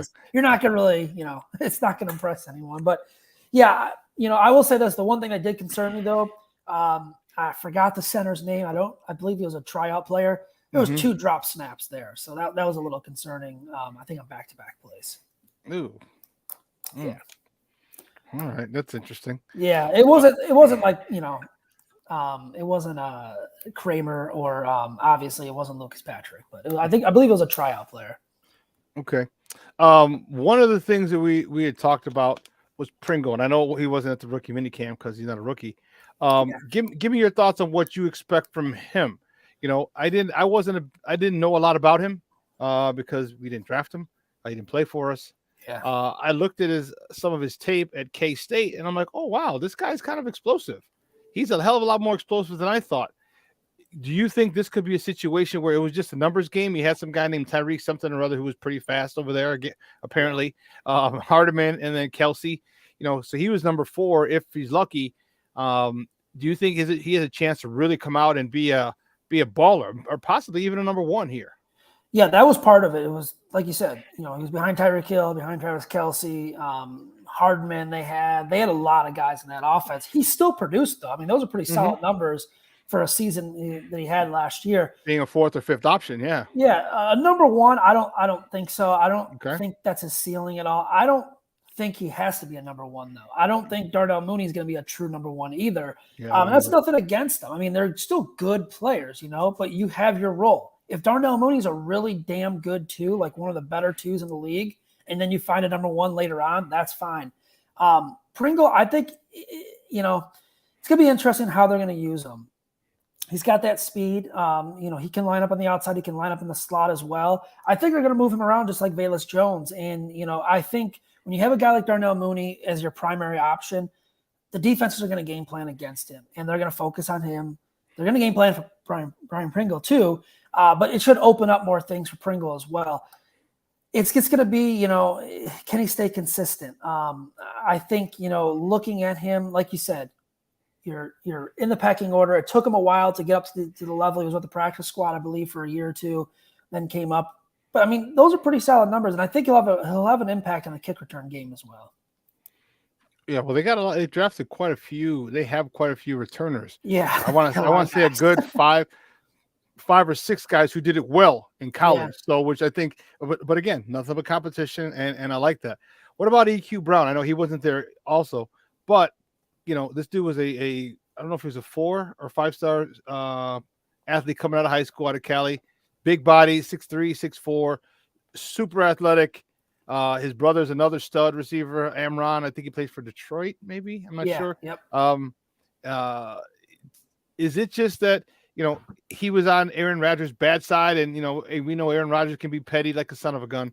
Is this a good move for him? And, don't forget, Getsy wanted him right away. And what do you think his ceiling can be? Because it looks like we actually may have 2 good receivers if they can live up to, or if they can really break out, a Pringle and an EQ St. Brown. Yeah, looking at EQ St. Brown's contract, it's kind of set up where if he doesn't work out in training camp, he could be a surprise cut, and they won't have to pay him a ton of money. I think that you look at it, and with him, like you said, with Aaron Rodgers, he probably did get on the bad side. I don't know the story there, but Aaron Rodgers can be petty. You did say it, but we also don't know. Maybe EQ was running the wrong routes. Maybe he was dropping balls. We don't know. I'd be curious to tell. I want to talk to someone that covered the Packers to kind of get some insight on that, because like you said, I mean, when you look at Green Bay, and we've seen Green Bay multiple times, they had Devontae Adams, and the biggest knock on them was they don't get Aaron Rodgers help. They don't give him a number 2 wide receiver, stuff like that. And there was a chance there for EQ St. Brown to break out, take that role. Yeah. And all he had to do was beat out a guy like Alan Lazard, a guy like MVS, probably a couple other players I'm forgetting that, just come out of nowhere, and Aaron Rodgers makes them really good. So I do think it's a little bit of a red flag that you can't produce with Aaron Rodgers. We need the full story, though. I have no idea why and what was going on. In terms of his role in this offense, there's obviously, there's a spot for him. He's got to come out and win the job. Just because he was signed, though, doesn't mean he's going to fully make the team. I'm not saying he's going to get cut. I think it's just an option on the table right there. He's going to have to take advantage of this opportunity, come out with a strong training camp and offseason and preseason. And, there is a spot right there for, potentially number 4 wide receiver spot. I think it's going to be him and Daz Newsome kind of battling it out maybe for one of those last spots. Because I'd say, I think you'd agree with me. I think if you go in this year and you have Mooney is safe, Jones is safe, and then we expect Brian Pringle to be safe and be that third option with them. After that, it's up for grabs for probably 2 more spots. So, I think he's going to have an opportunity. In terms of using him in the offense, speed is there. Like I said, he's a bigger body type wide receiver. I don't know, man. He's got to show something. He's got to produce, because I don't think it's guaranteed that he'll be on the roster. Talk to me. There was a wide receiver, Cyrus something I would do Kane. He's about 6'2", 6'3". He's a big body guy. And, some of the things that you look at, like, okay, well, you're at a smaller school, do you dominate? So watching him, okay, he dominated. He did pretty well. How did he look? Did you notice him at all during the rookie minicamp? Yeah, what is it? Cyrus Holder, I believe, is the guy you're talking about. Yes. I think he made, I believe, I had him down. I wish I had my notes right here. He had him, I actually hear that. I had him down for a couple nice catches. I believe he made one down the sideline. Was it Friday? Yeah, we're indoors Friday. So Friday, down the sideline, I want to say it was in double coverage. It was kind of just a ball you just threw up and hoped. Yeah, I mean, he was solid out there. The thing I hate to say, because I don't want to knock any player or anything like that, it's really tough when you have, like Ryan Willis and Drew Plitz out there throwing you the football compared to like NFL quarterbacks. And again, nothing against them. It's just like I could tell like the timing just wasn't there in rookie minicamp. It was a complete 180 from what we saw last year, and for good reason, because Justin Fields was there. And you had guys that were trying out that he made them look good. He connected with Daz Newsome. Here, it was tough, man. It was really tough it was just inconsistent quarterback play, and I kind of felt bad for the wide receivers when they did do the 7-7, 11-on-11 drills. So, Holder, has good size. He did make a couple plays. I don't think it's anything to get, I don't think any of these tryout or undrafted signings right now are anything to get too excited about. But again, it was a little tough to evaluate, especially a wide receiver. Yeah, you make a good point, because when you don't, that's what happens a lot, because I coach college. I'm at a prep school, Midwest Prep. And so, we have, so we usually go to a lot of the showcases.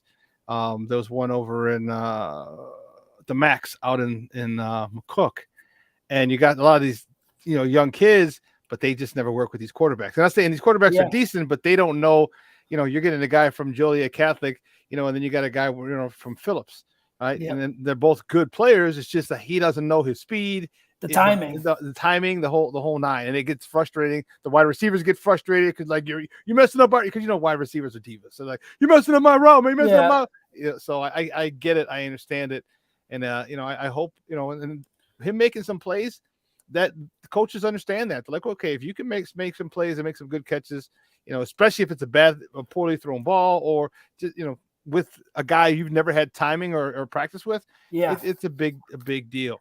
One last question before we let you go, boss. I appreciate it, guys. And we're joined by Zach Pearson from BearReport.com talking Chicago Bears.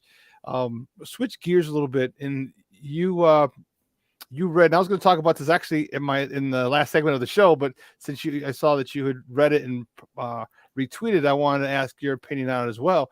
And that's the Tariq Cohen letter he wrote to his 17-year-old self in the Players Tribune. Talk to me about that, because if first of all, if you haven't read it, go to Zach's on Twitter. He retweeted it. I retweeted it as well on Twitter. I'll probably put it on my Facebook page as well. This is a reason that, sometimes people are just assholes. Yeah. You don't know what a person's going through. And people think, he's loaded, he's this, he's that. You still have normal problems. You still have problems. And then, being the oldest one, he feels like, okay, he let his family down just to play football.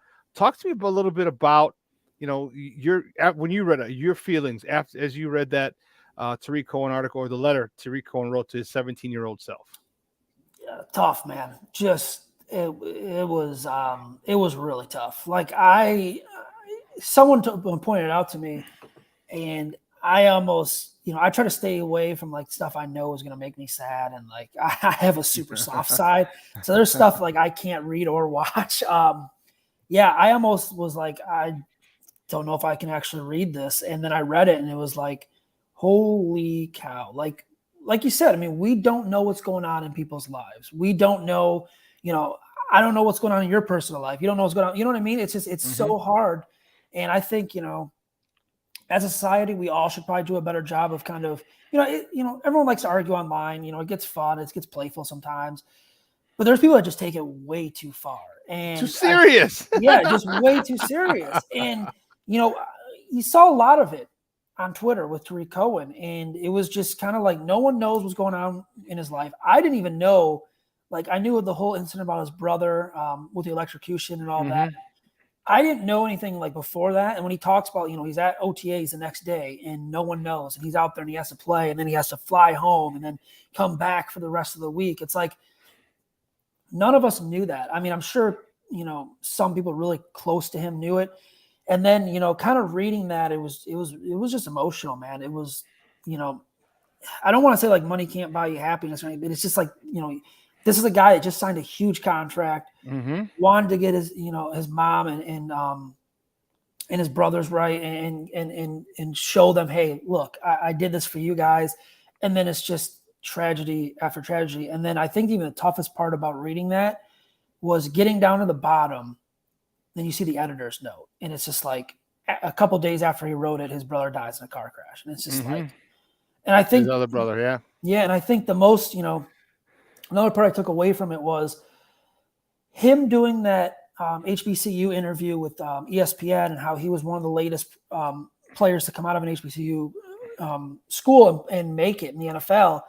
And that he got the call like right before, and he still did the interview and still didn't tell anyone. It's like, man, it's tough, because like you said, we don't know like what is going on.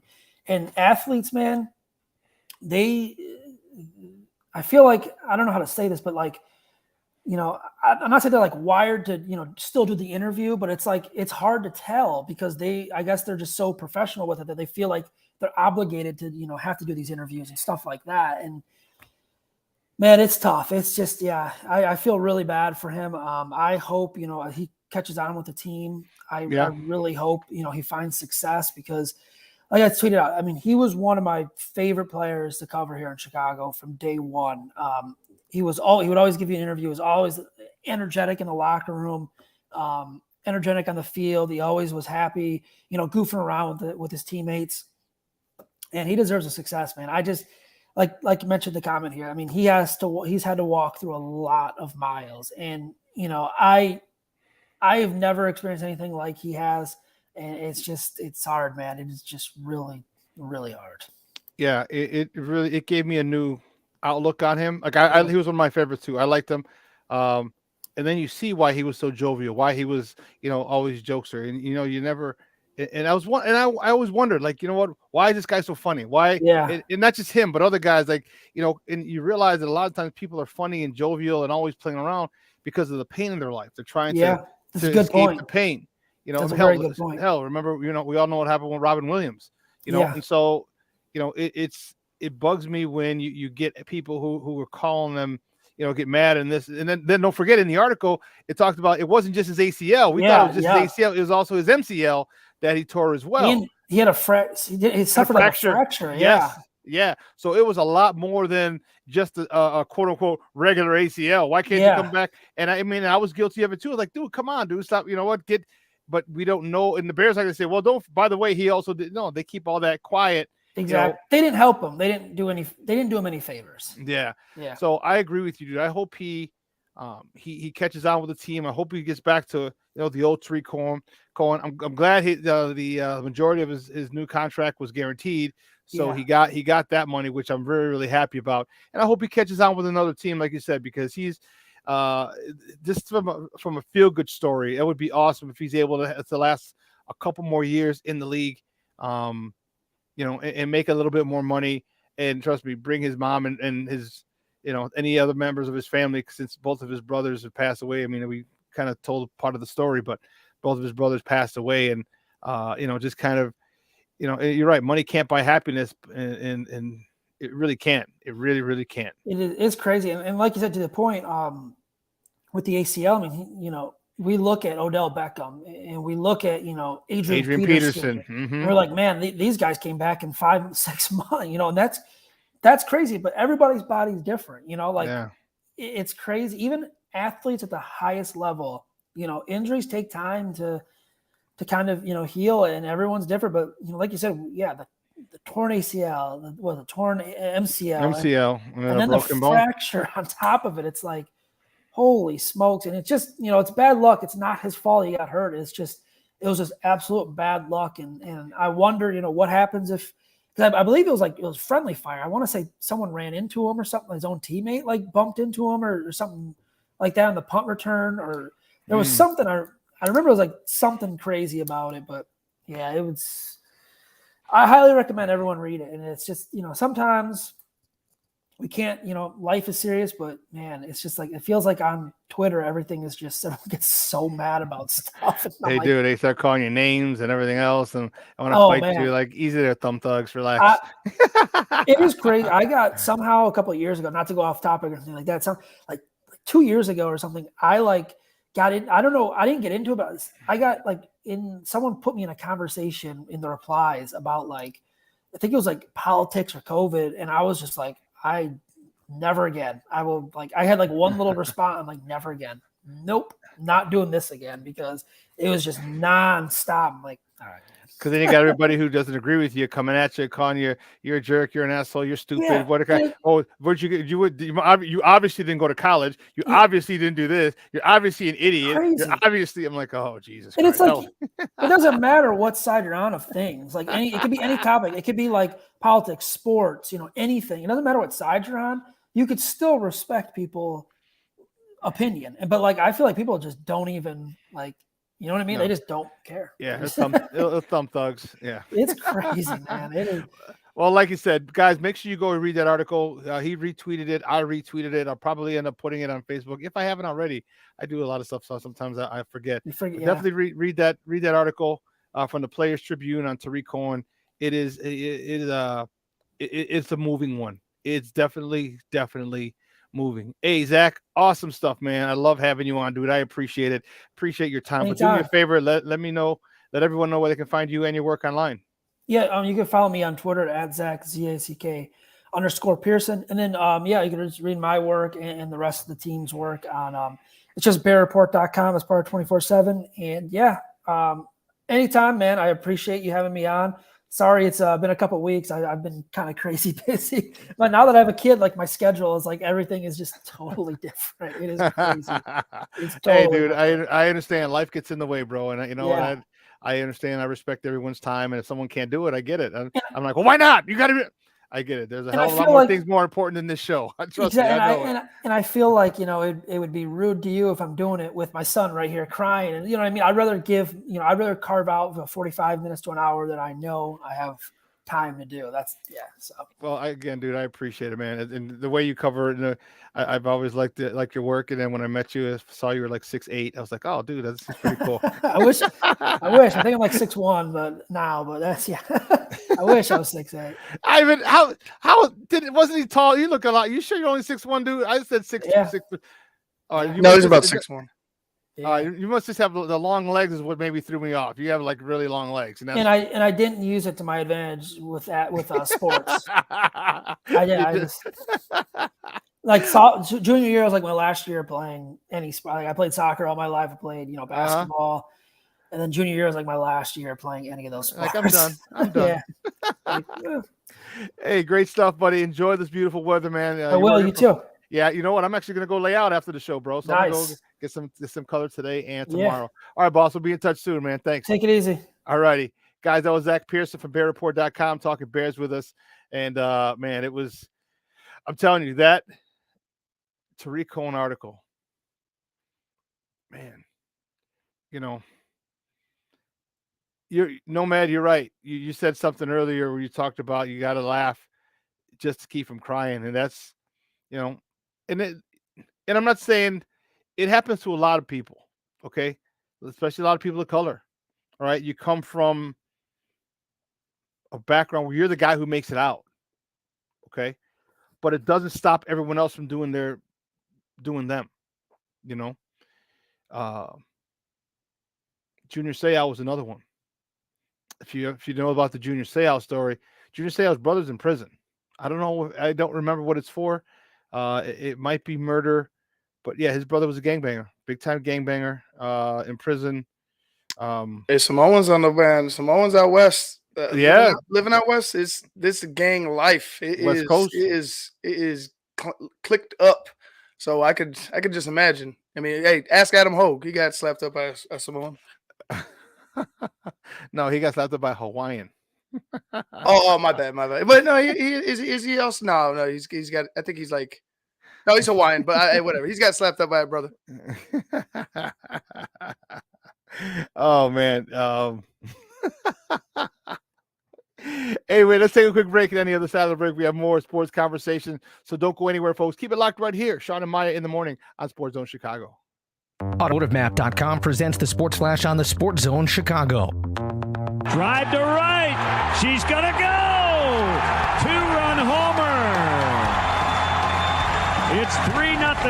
Gavin Sheets has homered in back-to-back games. The action on the White Sox radio network 4-1 the win over the Guardians on Tuesday. Gavin Sheets homered in his second straight game. Tim Anderson had 3 hits and a pair of RBI. Lucas Giolito improved to 2-1. He went 7 innings. The only run he gave up was on Josh Naylor's homer. Giolito struck out 5, walked 1, and gave up 6 hits. The White Sox with wins in 7 of their last 8. The Padres beat the Cubs 5-4 in San Diego. Manny Machado hit a go-ahead double in the 6th. Cubs starter Wade Miley gave up 3 runs on 5 hits over 3 innings. He walked 5 and struck out 1. Ian Happ had an RBI single in the 9th, but the Cubs couldn't rally. For lightning fast sports updates, download the Score app. It's free and one of the most popular sports apps in North America. I'm Chuck Sanders. That's the Sports Flash on the Sports Zone Chicago. Research shows listeners don't like it when ads interrupt their music. So to help you remember that Liberty Mutual customizes home insurance, we made this ad optional. If you want to skip this ad, remove your left earphone. Liberty Mutual customizes home insurance so you only pay for what you need. If you're missing this informative ad, you must love wasting your cash. It's the easy and smart way to save. Now it's all been said, so if that earphone was out, put it back in your head. Only pay for what you need at libertymutual.com. Liberty, liberty, liberty, liberty. Progressive presents today's to-do list for your dog. Check front door. Check window. Check other window. Rest chin on ground. Look into distance. Bark for no reason. Check front door. Check window. Check other window. Your pet has a very busy schedule, so it's up to you to make sure they're protected. That's why Progressive Car Insurance covers your pets for up to $1,000 if they're ever in a car accident with you. Chase shiny ball. Lose shiny ball. Find shiny ball. Eat shiny ball. Get coverage for your pets with anti-auto policy from Progressive. Progressive Casualty Insurance Company and affiliates. Coverage for cats and dogs included with the purchase of collision coverage and subject to policy terms.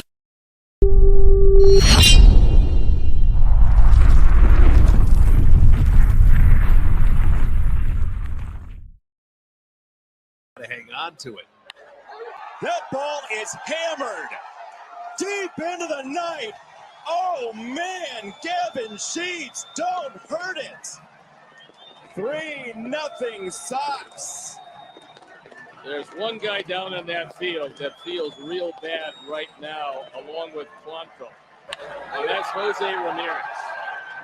Gavin Sheets got a hold of him. It shows you the power that he has.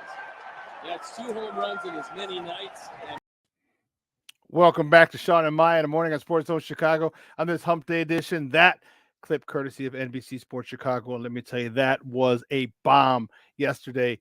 Gavin Sheets, 2 homers, 2 consecutive nights, or 2 homers and 2 consecutive nights. Let me tell you something. This is why they didn't want to get rid of him. This is why I don't want to get rid of him. You know, he had a gaff on Monday in the field where he just a routine fly ball. He dropped it, allowed them to score Cleveland to score the first run in the first inning.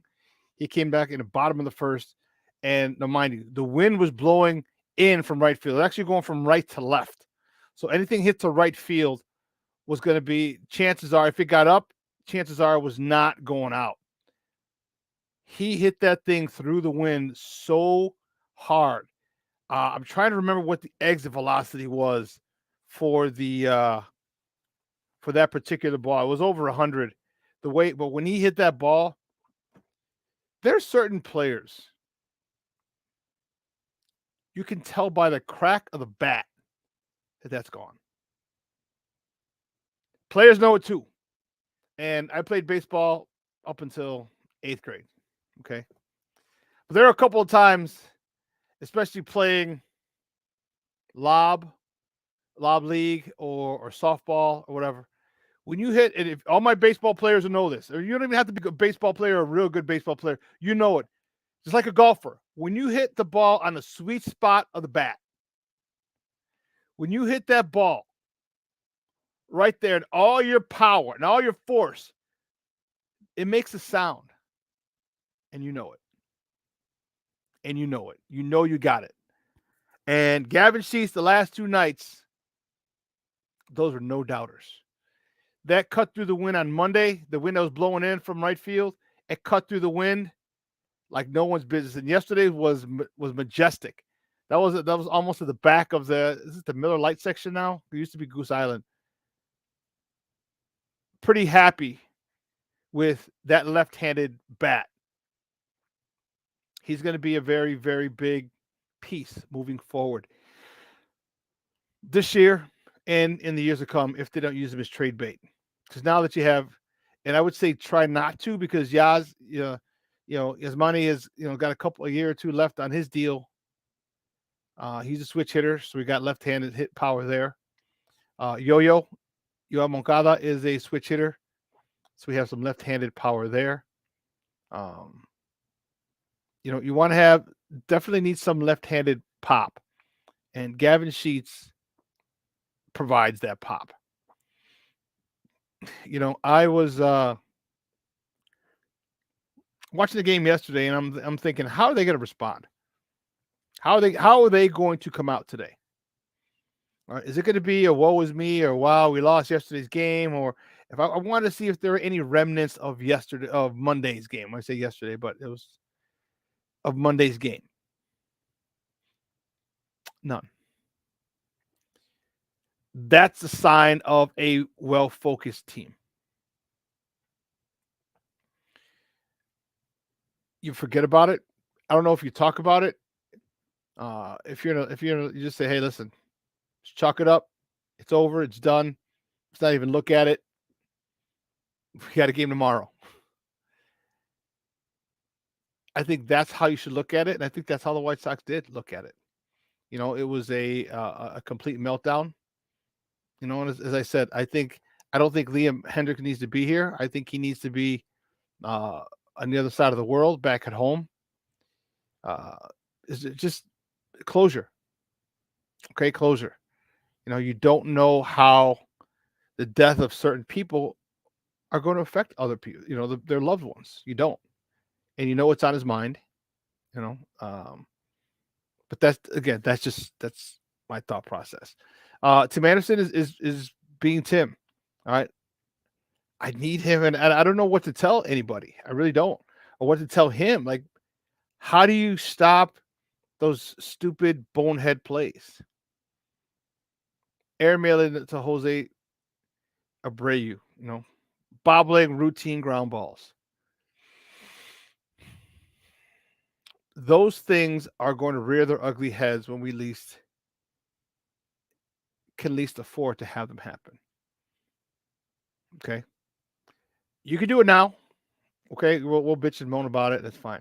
Do it in the playoffs where it costs us a playoff game. Yeah, that's going to be. You think White Sox Twitter's ignorant now? And trust me, they can be. They're going to go off. People already want trade them. Well, I hear you, Armando, but there's no practice days. There's no practice days. And because days off, you're traveling. You're like extra practice. Baseball's different, man. It's not like, hell, even basketball's tough. But even basketball, you have days off, so you can go in on your off day and work on it.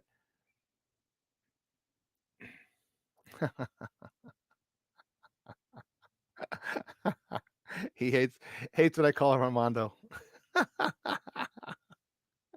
Junior. There's no time. There's no practice time. I mean, if you mean, take more fielding practice pregame, well, okay. But those are things that need to be done in the offseason. Those are things that need to be done on off days. Okay? Because you're only going to be able to get X amount of time. Okay? You can get there early, but now you're under time constraints because the other team's gotta, if you're the home team, the other team's gotta come on, you guys get first infield batting practice and the other team comes on. There's a time constraint. That's why it's got to be done on an off day. But off days are traveling most of the time, or you're just practicing. This is something that's got to happen. It's got to be between his, sometimes you don't have it, Sometimes you baseball's, you know as well as I do. Your son was a phenomenal baseball player, and game after game after game. Sometimes you're playing in one city one night, next night you're in another, next night you're in another city. So that is just not a lot of time. He's been working on it, but he's got work to do. He still has a lot of work to do. Yeah, Peyton running the hill is different though, dude. It's like you're off football season. You're off. All right. Even that, like you're still, football's once a week. You don't have to practice. You have the whole, you practice a couple hours a day and then you're done. If you want to watch film, fine. But baseball is every day. Every day from February or late February, early March until September and hopefully October. Baseball is every day, even on your days off. So, yeah, I don't know. Tim Anderson's a guy who needs practice. Tim Anderson's a guy who needs to continue to do get out of his own head. Because sometimes when there's a nice easy chopper and you get the ball right away, 1-2, you're like, oh damn, I got to make this throw. Because when you make those the hard plays, you got to dive at the middle, pop up and throw it. Now your instincts take over. And your instincts, having played sports for so long, although he hasn't played baseball as long as others are focused solely on baseball, your instincts take over. And you're like, I don't even know how I did that. But when it's a nice, easy chopper, and you're like, oh man, and you got the ball, and you see the guy running, and now you actually have time to think. Like, man, I can't airmail this. I can't pull Abreu off the bag. I don't want to bounce it in the dirt. Yeah, it is a head game. It's like Chuck Knobloch. You got the yips. For those of you who are old enough to remember Chuck Knobloch played second base for the Yankees, and then he couldn't throw the ball from second base to first. had a problem throwing the ball from second base to the first baseman. Yeah. At the yips. The mind is an amazing thing. It's an amazing thing. So I'll tell you what, I love the fact Tim's doing his thing at the plate. I love the fact Abreu's doing his thing at the plate. You know, we're getting different guys every night stepping up. This is what you need. And then good news yesterday for the White Sox, Eloy Jimenez took batting practice. Andrew Vaughn took batting practice, but Eloy, I'm like, dude, I thought they said he tore some of the muscle off the bone. And then you're back with a little over a week later, just at least in batting practice. Oh, and he was running too. I was like, okay, it must have been a slight tear, a very slight tear. Oh, man. So we got reinforcements, and I'll tell you what, the fact that different guys are showing up every night is awesome. The pitching has been phenomenal. All right, you get the Lucas Giolito last night.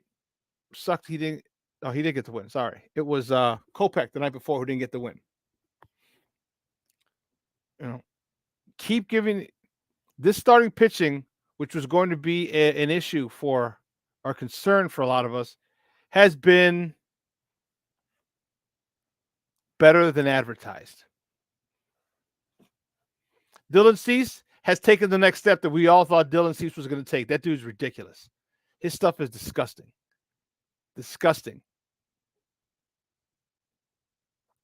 Giolito, Kopech, those guys are giving us great outings.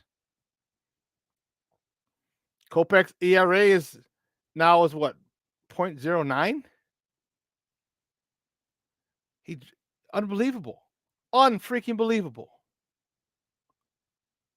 And then you got Vince Velasquez. The last couple starts been giving us really good quality. So I think 2 quality starts, but quality outings. Oh, hell yeah. Dallas Keuchel, last couple outings. We thought we were going to send him to the glue factory last year.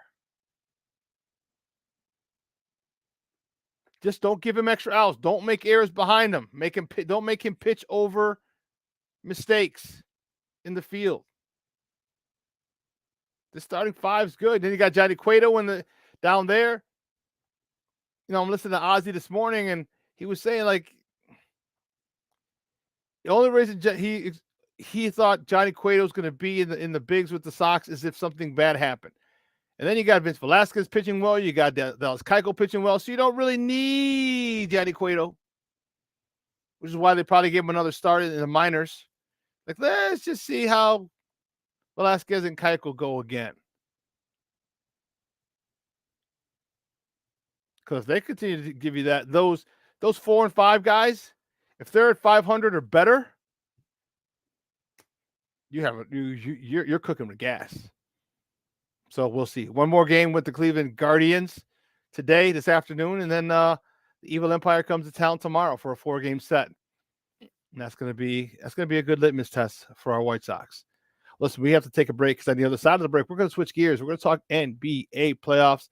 A lot of trash talking, a lot of dunks, a lot of stares, a lot of technicals, a lot of good stuff going on, except yesterday's a lot of blowouts. But very intriguing series that are going on in the NBA. We're going to talk to our guy Michael Boland on the other side and get his take on it because this is fun. This NBA playoffs this year has been fun.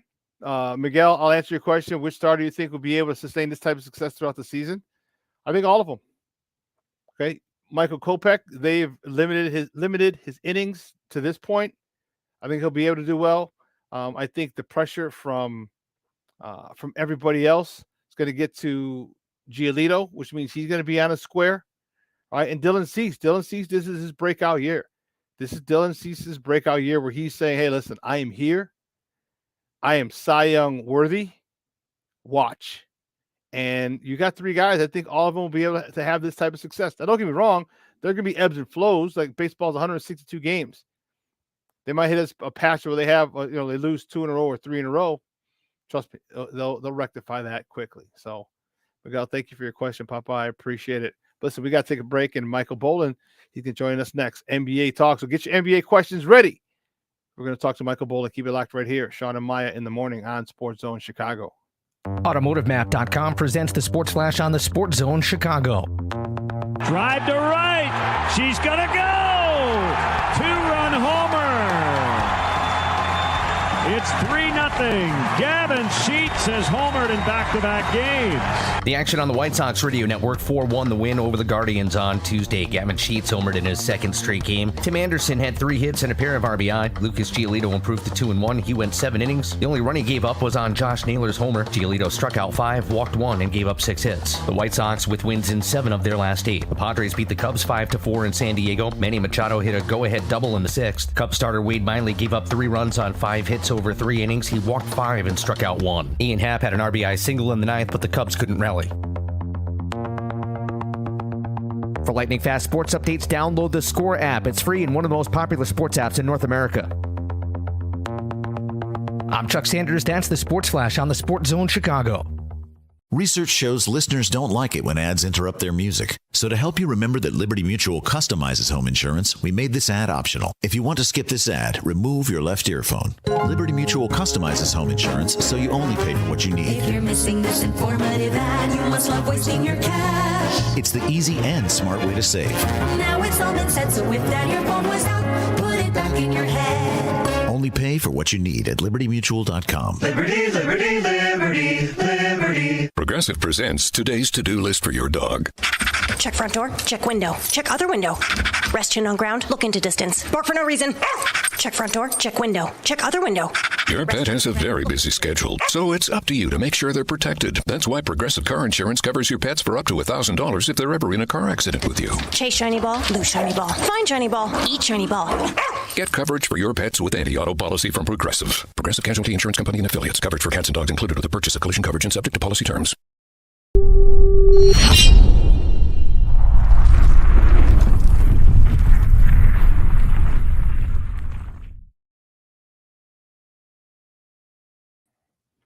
Welcome back to Shawn and Maya in the morning on Sports Zone Chicago. On this Hump Day edition, guys, I'm excited. It is going to be a beautiful day. What's the temperature now? What's it now? Let me check it out. Check it out. Check it out. Check it out. Oh, stop it. 11 o'clock, 87 degrees out here already. You know what? I'm cutting the show short. I'm going to suntan, guys. I'll see you later. I'm kidding. I'm kidding. I'm going to do that after the show. Get some colors. Get some color before Memorial Day. Woo, Charlie. I like it. I like it a lot. But you know what else I like a lot? I like these NBA playoffs. These NBA playoffs have been exciting, and I want to get my man out here talking to us. It's since our Bulls are not in the playoffs anymore, but other teams are. Man, I want to bring my guy in. Man, he's been rocking with us for years. He is a senior. He's the NBA senior editor for CBS Sports. You can find him on Twitter at mbolin. CBS is BOHLIN. Guys, just welcome back to Shawn and Maya. Michael Bolin. Michael, what's up, Papa? How are you? Doing great, man. How are you today? Man, I am excited. I'm telling you, after the show, I'm fired up. I'm gonna go lay out and sunbathe, get a little darker, get some color. 87 degrees now. It's only 11 o'clock in Chicago. Dude, this is amazing. Take that anytime you can get it. Ain't that the truth, Ruth? Woo-hoo-wee. I love it.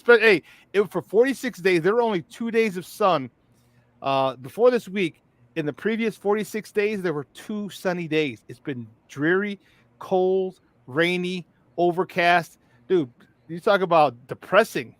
Yeah. Man, and now the sun came out. We went literally from winter to summer. And, people are going to complain about it. I'm not, because I love summertime shot. And once it gets there, it gets there. That's the truth, man. That is the truth. Well, you know what is here is the NBA playoffs, and, man, they have been so freaking exciting.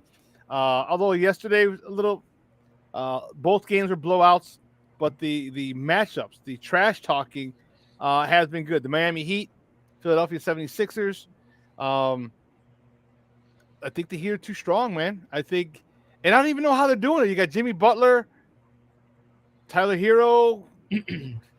Talk to me about that series and why the Sixers are unable to make a lot of noise. They're down 3-1. You figure you got a guy who's in the MVP race, and that's Embiid. You had a guy who's a former MVP, and James Harden should be able to give a better fight. What's going on with the Philadelphia 76ers in that series?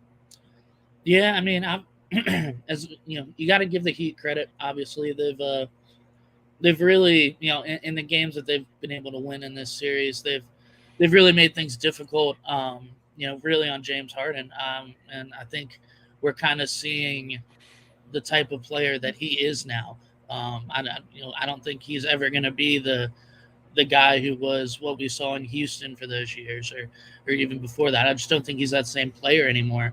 So the Heat have been able to really kind of make things difficult on him. Obviously, not having Joel Embiid those first two games really put them behind the eight ball. But at this point in the series, and we've seen that even when Joel's on the court, Miami still has a pretty good answer for anything that Philadelphia is trying to do out there. And obviously, last night the tempers flared a little bit there when it looked like there was a little shot to Joel's face, which just ended up being a poorly timed deflection on the ball, which happened to hit him in the face. But Doc Rivers has his tirade, runs out on the court, gets hit with a technical, and the wheels really, I mean, you could say they probably already started falling off in that game for them at that point. But once you got there, you kind of felt like it was pretty much over for him. And I think we've seen from Miami's perspective, their stars have really come up and played bigger than we've seen in the regular season. At least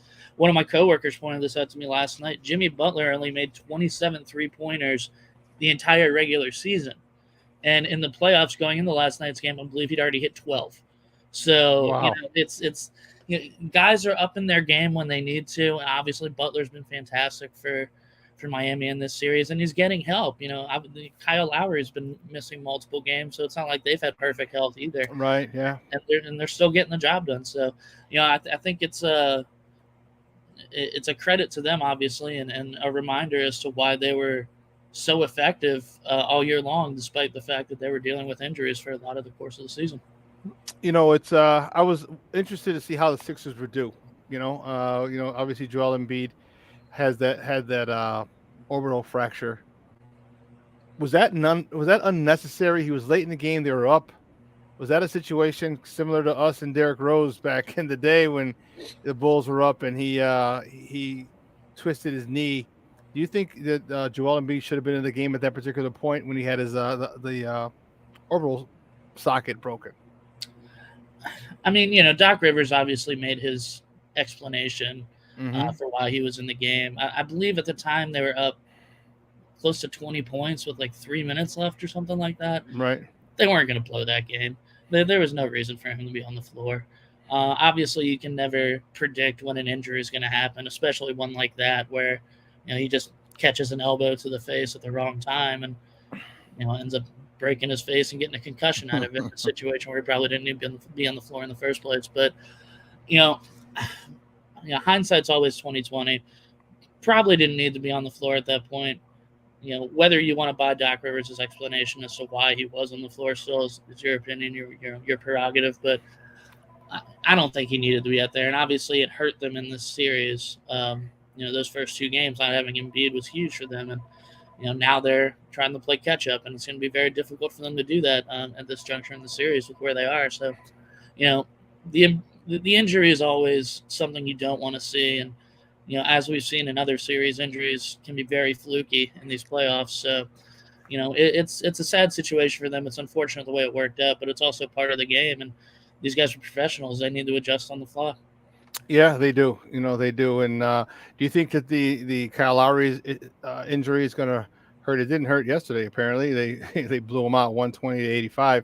But do you think moving to the next round? Do you think that will hurt? I mean, they need him to be healthy. Obviously, assuming they are able to get past the Philadelphia 76ers in this series, whether they play Milwaukee or Boston, nothing's going to be very easy for them. So, especially considering the type of guard play that those teams have with the Jrue Holiday, with a Marcus Smart, with Tatum and Brown over there on the wing, and in Boston as well. They need as many of their perimeter guys healthy and ready to go as possible. At this point, I think they're probably better suited to be cautious with Lowry at this point in this series, rather than try and really rush him back for the game tomorrow night. But yeah, I mean, moving forward, they need, not only if they were to make it to the Eastern Conference Finals, but beyond that, they need to be as healthy as possible if they want to win this thing. So yeah, I mean, getting Lowry back is going to be paramount for them.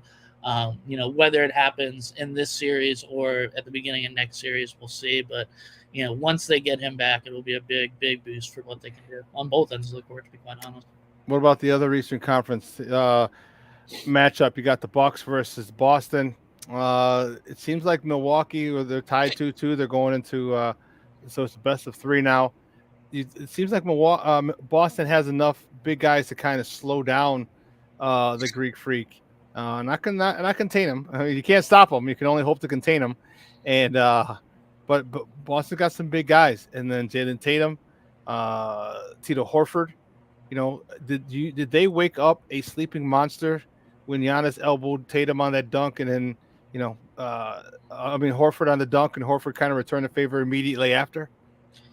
I mean, I think this is a very, very, very, very scrappy Boston Celtics team. I think it's a team that's, taken on that type of identity of their their leaders. Where obviously Ime Udoka, what he's preached throughout the season, they bought into. They were the hottest team in the league in the second half for a reason. But yeah, I mean, just like what you said, Al Horford's been specifically in this series, he's been fantastic. We've really seen him kind of, I don't want to say turn back the clock, because he's been doing this for a while now, especially once we reach this stage of the season and the stakes are a little bit higher. But no, he's been great in this series, and he's been one of the big reasons why, Boston's in a position where they are right now, because as you mentioned, Giannis, even though he hasn't had his most efficient games so far in this series, he's putting up numbers and he's dominating like we know he's going to do. So the fact that Boston's getting these sorts of contributions from players outside of just Jason Tatum and Jaylen Brown, that these guys are stepping up and having these sort of games, it's huge for them. And I think it's a reason why a lot of people look at them as a legitimate contender coming out of the East, because they have all of these options. It's not just one or two guys that you can lock in on, because you're going to get contributions from 4, 5, 6 guys in that lineup every single night. Guys, we're joined by Michael Bolin from CBS Sports, talking NBA playoffs right here on Shawn and Maya in the morning on Sports Zone Chicago. Let's go to the West. The Golden State Warriors, Memphis Grizzlies, Steph versus Ja. Then Ja gets hurt. Your thoughts on his injury? Was it the Jordan Poole pull, or did it happen before? Give me your thoughts on the injury. Yeah, this is something me and my coworkers were really actually discussing a lot yesterday, when the Morant news came out, that he would likely be done for the postseason. Yeah. Did the grab by Jordan Poole obviously aggravate something that was there? There's no doubt about it. You also got to remember he missed time at the end of the regular season because of a sore knee. Earlier on in the year, he also had a knee issue with the same knee that was injured in Game 3. So I think it's a combination of things, and really, the unfortunate situation that happened with him and Jordan Poole towards the end of the fourth quarter in that game. It clearly aggravated something. I don't think that was the exact total reason why we're likely not going to see Morant for the rest of the postseason, however long that lasts for Memphis. It could be over tonight. But, I do think it was something that was more of a series of other injuries, just kind of culminating into one, rather than that being the exact thing that is, putting him out of the lineup at this point. Do you think Steph took it as maybe a personal attack? Everyone was talking about Ja Morant. What he's going to do against the former, NBA champion, blah, blah, blah. And the talk about Steph kind of died down a little bit. Do you think Steph kind of took that as a personal attack? Because Steph's not the type of guy that's going to come out and talk and talk ish. He's not going to get in people's face or make, headlines with his comments. That's not Steph. Steph's like, I'll just drop 50 and had 6 3-pointers from the logo.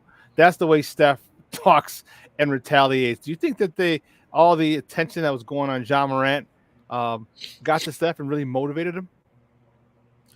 I mean, I think for any competitor, you're going to try and find those sort of edges, anything that'll give you your edge in a particular matchup. Obviously, what you said, Curry's not that type of player where you really see like the outward trash talk. Like you see a lot of emotion from him on the court. That's a very regular thing, but not someone who really talks a lot in the media. If you want to compare him to his teammate Draymond Green, for example, far different type of approach. He talks for everybody. Exactly, yeah. But no, I think to your point, any competitor in that situation, especially at this stage of the game where the stakes are getting higher with each time you take the court, you have to, try and use anything you can as motivation. And whether he looked at it as a slight or, hey, here's just an opportunity for me to remind everyone I'm Steph Curry, as great as these young players are. The next wave of the generation of talent in the NBA is very, very good. They've proven that they're going to be set up for having star power for years to come. But there's still guys out there that are thinking, hey, I'm Steph Curry. I can still get this done at the top of the league and be one of the best players on the floor anytime I take it. So, I do think it's stuff like that I think any great player is going to use as motivation, especially when you got such a hyped up one-on-one matchup like we saw in this series with Curry and Durant specifically. Yeah, it's unfortunate that he's out the rest of the postseason. I hate John Morant because he does not play for my Bulls. Because that dude is unbelievable. He reminds me a lot more. He's like a hybrid of D Rose and Russell Westbrook, just maybe even more athletic than both of those guys. But he was his ability and what he can do, how he can score, how he takes over a game is very Derrick Rose like, Derrick Rose-ish, very Russell Westbrook-ish, and I love it. You know what? I love it. He's unapologetic. The dude is a monster. He's going to be the face of the NBA for the next. He's the next generation about doing that, and I love it. I just hate that he doesn't play for my Bulls because that dude is a freaking stud of studs, and I hate that he doesn't play for my Bulls. I'd say the fans of the 29 other teams feel the same. Just had to get that off my chest. I feel better now. Therapy was good. This other series, though, the last of the series that we're talking about is still going on in the NBA playoffs. We're talking about the Phoenix Suns. Phoenix Suns, they're having a little bit of an issue. You had the Phoenix Suns, Dallas Mavericks. Excuse me, I wasn't specific. You had a situation with Chris Paul's parents. Talk to me a little bit about that, and if you have any other info on that, where his girlfriend's wife and his mom were allegedly were physically touched or assaulted or put hands on, is what they said. And have you heard anything else from it? Because they kicked them, the mother and the son out. They're banned through 2023, something like that. Do you have anything else? Any other info on that? Yeah, I mean, just pretty much what we've seen in the reports that have been released. Obviously, the Mavericks released a statement following their investigation. And then you have the other reporting that's been done on it. Really, Dave McMenamin from ESPN seems like he was the guy who was on this the most right away. But yeah, it seems like something stemming from the concourse, where I guess I'm assuming it was the I guess the kid or young man or how who knows how old the person was, and the mother. Something happened there where they were apparently trying to, communicate, give hugs, or just outwardly making physical contact with Paul's family, and they obviously did not take that pretty kindly. And they did what you would do in that situation: you alert the security and let them do their job. And obviously they did in that manner. It's a very weird situation. Obviously, Chris Paul was very upset about it, and for good reason. You never want. I don't know. I don't want to speak for anybody else. I don't really like strangers touching me. So if I was in that situation, I probably wouldn't have been very happy either. So yeah, I get it. It was very strange. It was weird how it all happened, and obviously we saw how it played out over the course of the next day and a half. But yeah, it's an unfortunate situation, and I really think for me personally, it just kind of goes back to the fact where, you could probably do a better job of respecting people's personal space. Not everything needs to be, need to get a hug. I need to get a picture. No, you don't. You can just sit there and watch the game and let someone else do the same. Do you think the NBA will take more precautions? Because my first question is, why aren't they in a suite? Why aren't you in a suite? Like, there's no need for you to be down there. There's a lot of now you have access, or people have access to you, or your family, I should say. They have access to you. They have, or anyone who's down there. I know you have the money to buy the seats or whatever. If they have whatever. Why aren't you in a suite? Do you think the NBA will maybe do something and say, hey, listen, all family, must be in suites to avoid this type of situation again? I don't think they'll take it to that extreme. I could see maybe added security around the benches specifically because, that's where this kind of transpired after what had happened in the concourse area, apparently.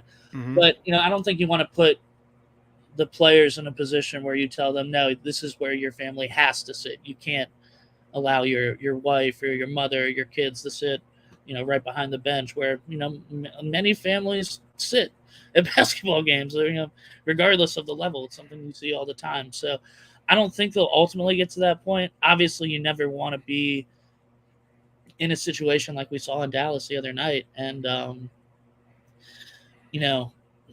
maybe the next time he brings his family to a road game, they go that sweet route. But, at the time, I don't see why anyone would have been, thought going into that game that they would have had that sort of issue. So it probably wasn't at the front of Chris Paul's mind or anyone at the Phoenix Suns' mind, for that matter. Oh, let's get to the actual series. Phoenix was really good regular season. Seemed to have their struggles here with Dallas. They finally coming out of it. Is this the type of situation where a team that's scheduled or serious contention to win the NBA title has a rough patch, but then once they get through that, they're able to kind of not cruise, but that helps them motivate or propel them into the finals. Is this kind of what's happening with Phoenix? I think you could look at it that way. Obviously, it's very rare for a team to just breeze through the playoffs. We've only seen a handful of teams really do that in recent memory. And I think you also got to give credit to the Mavericks. I think this Dallas team has really played a lot better, especially towards the end of the year, than anyone really expected they would under Jason Kidd. And, a lot of that, obviously, it helps when you have a player like Luka Doncic to rely on. But they've made some of the moves they made during the season, especially at the deadline, and just some of the ways that they're playing now. That Kid really has more of a feel for this roster. I think they're definitely are an improved team. I think they're a team that's better than what I expected them to be quite honest with you. And because of that, it makes sense why they're giving Phoenix a run for their money, at least having a couple of games last night. That was certainly not the case. But they've given themselves a chance to at least compete in this series. We'll see what happens in Game 6. It's going to be more difficult for them. It's never easy to close out a team, especially the further you get in the playoffs and the higher competition that you face. So I'm sure Dallas is going to come out motivated to extend their season. They're probably going to get the best effort you get from the Mavericks so far in this series and on Thursday night. And Phoenix has to be ready for that. They're more than capable of taking that best punch that the Mavericks have and still coming out on top. We've seen that already. But if they come out even just a little bit flat, we've seen them fall behind and not be able to catch up. So it'll be an interesting game. I expect that the Mavericks will come out ready to play. But it's been a good series for a reason. I'd expect we're going to get a really good game tomorrow night too. Yeah, I think. Do you think what's your likelihood of Phoenix getting back to the finals? Because they haven't been in the finals before. Last year it was back in '93, if I'm not mistaken. I mean, Sir Charles and those guys. So what's the likelihood? Because this team is. It was a disappointment that they weren't able to beat the Bucks. The Bucks hadn't won a title since 71. I think that was the same as 50 some odd years. Yeah. And so these people, Phoenix was one of the best teams in the NBA last year. talk to me about your chance. You think they can get there? You think they can get there? You think this Golden State team, who's they haven't won it yet, and they haven't advanced these Western Conference Finals, but this Golden State team looks ready to roll, and they really look motivated this year. Yeah, I mean, obviously the Suns are one win away from getting back to the Western Conference Finals, which is the position they want to be in right now. But as you said, this Warriors team is going to be no fluke. I think for one reason or another, I think people really underestimated them coming into the season. I figured they were going to be one of the top 2, 3, 4 teams in the West. Obviously, they fell a little bit after Steph's injury late in the season, but this team's clicking right now. They look good. They look healthy. And, they're going to be a threat to whoever they play. If it does ultimately end up being the Phoenix Suns, I think that's going to be one hell of a series, to be quite honest with you. Yeah. It'll be up and down. It'll be exciting.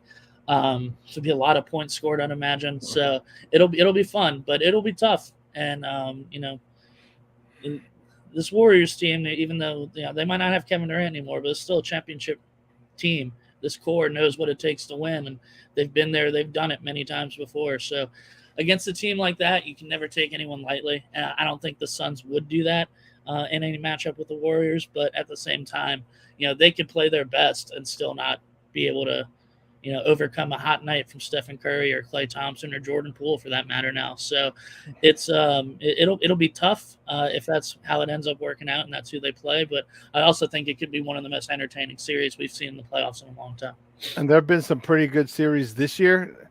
And let's not forget, the Golden State Warriors won a title without Kevin Durant. They won a title before he got there. So they don't need Kevin Durant. They didn't need him. Don't get me wrong. It helped them a hell of a lot, but they didn't need him. They got to the mountaintop without him. So I think that now that they're back full strength, and they added Jordan Poole now. This dude is a superstar, a budding superstar. Yeah, Golden State is really in a position to get back to the NBA Finals, and I actually have them coming out of the West. I don't think Chris Paul gets his NBA title. It sucks. I like CP3. But I think me personally, I just think this Golden State Warrior team, dude, you just can't hit threes like they do, dude. Like people have tried, and the NBA has kind of switched to the threes more than two philosophy. But the way that they're able to hit these threes from anywhere in the court is just deadly. You're absolutely right. That's why they're as successful as they have, and it's a copycat league for a reason. Worked well for them. Everyone else tried to do it. Sometimes it just doesn't work as well for the teams trying to, emulate them. Yeah. What the innovator was. Michael, great stuff, buddy. I appreciate it. Do me a favor, though. Let everyone know they can find you and your work online. Yeah, like you said earlier, you can find me on Twitter at mbolandcbs. Follow us at CBS Sports NBA as well on Twitter. And then at cbssports.com, we're live blogging every game of the playoffs from here on out. So you'll be getting real-time analysis from all of our team of writers, as well as great pieces, before and after games in terms of wrapping things up and previewing what's next. So, yeah, be sure to check us out. Thanks, buddy. I appreciate it. We'll talk soon. Thank you. Have a great one. All righty. Guys, that's Michael Bola from CBS Sports talking NBA playoffs with us. And these games have been fun, man. These games have been really, really fun. I love it. I'm loving the intensity. Playoff basketball, playoff anything is a lot more intense. All right. But this is some of the series reminds me of 90s basketball. And I love the physical play. Not the cheap shots, the physical play. All right. If you're going to win an NBA championship, you're going to have to earn it. You're going to have to earn it. I love this style of play. I love what I'm watching right now. I didn't like the blowouts yesterday, but I to this point, I just love the style. I love the, and the players know it. That's the great thing. The players are understanding right now that, listen, this is the playoffs. This is a big boy time. Stop flopping. Stop bitching and moaning about a foul. Okay, because every possession is valuable. Okay? Every possession is valuable. And there are much fewer possessions in a playoff game. People walk up the court, they're more deliberate, they work the shot clock. The possessions are fewer and farther between, so they're more valuable. So I love it. I love it. I love it. I love it. Can't wait to see who's on tonight. Let me check out. Let's see who's on the dish tonight because here it is. Yep, both games. So you got the Bucks and Celtics tonight, 6:00, Game 5, and you have the Warriors at Grizzlies, Game 5 at 8:30. So both games are on TNT.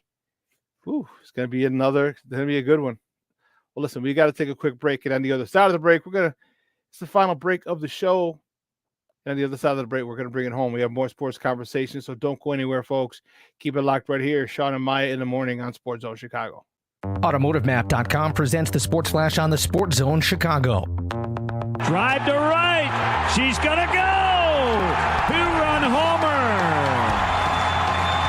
It's 3-0. Gavin Sheets has homered in back-to-back games. The action on the White Sox radio network 4-1 the win over the Guardians on Tuesday. Gavin Sheets homered in his second straight game. Tim Anderson had 3 hits and a pair of RBI. Lucas Giolito improved to 2-1. He went 7 innings. The only run he gave up was on Josh Naylor's homer. Giolito struck out 5, walked 1, and gave up 6 hits. The White Sox with wins in 7 of their last 8. The Padres beat the Cubs 5-4 in San Diego. Manny Machado hit a go-ahead double in the 6th. Cubs starter Wade Miley gave up 3 runs on 5 hits over 3 innings. He walked 5 and struck out 1. Ian Happ had an RBI single in the 9th, but the Cubs couldn't rally. For lightning fast sports updates, download the Score app. It's free and one of the most popular sports apps in North America. I'm Chuck Sanders. That's the Sports Flash on the Sports Zone Chicago. Research shows listeners don't like it when ads interrupt their music. So to help you remember that Liberty Mutual customizes home insurance, we made this ad optional. If you want to skip this ad, remove your left earphone. Liberty Mutual customizes home insurance so you only pay for what you need. If you're missing this informative ad, you must love wasting your cash. It's the easy and smart way to save. Now it's all been said, so if that earphone was out, put it back in your head. Only pay for what you need at libertymutual.com. Liberty, liberty, liberty, liberty. Progressive presents today's to-do list for your dog. Check front door. Check window. Check other window. Rest chin on ground. Look into distance. Bark for no reason. Check front door. Check window. Check other window. Your pet has a very busy schedule, so it's up to you to make sure they're protected. That's why Progressive Car Insurance covers your pets for up to $1,000 if they're ever in a car accident with you. Chase shiny ball. Lose shiny ball. Find shiny ball. Eat shiny ball. Get coverage for your pets with anti-auto policy from Progressive. Progressive Casualty Insurance Company and Affiliates. Coverage for cats and dogs included with the purchase of collision coverage and subject to policy terms.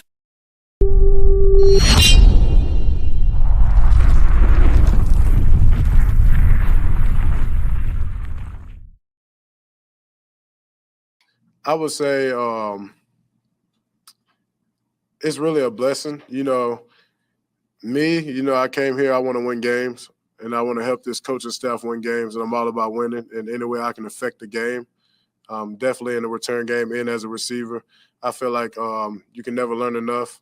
And however, I can help my team. And so, no, I'm blessed that I can do both because I can impact the game in different ways, especially for this team. So I'm really excited about that. But wherever they need me to be, that's where I'll be.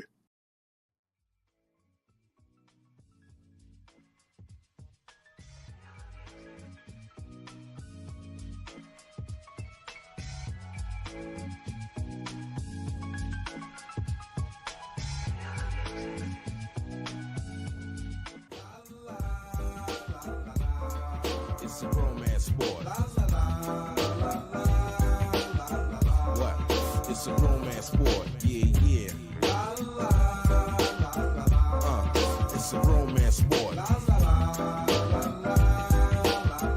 Yeah, it's a romance sport like that. This one going out.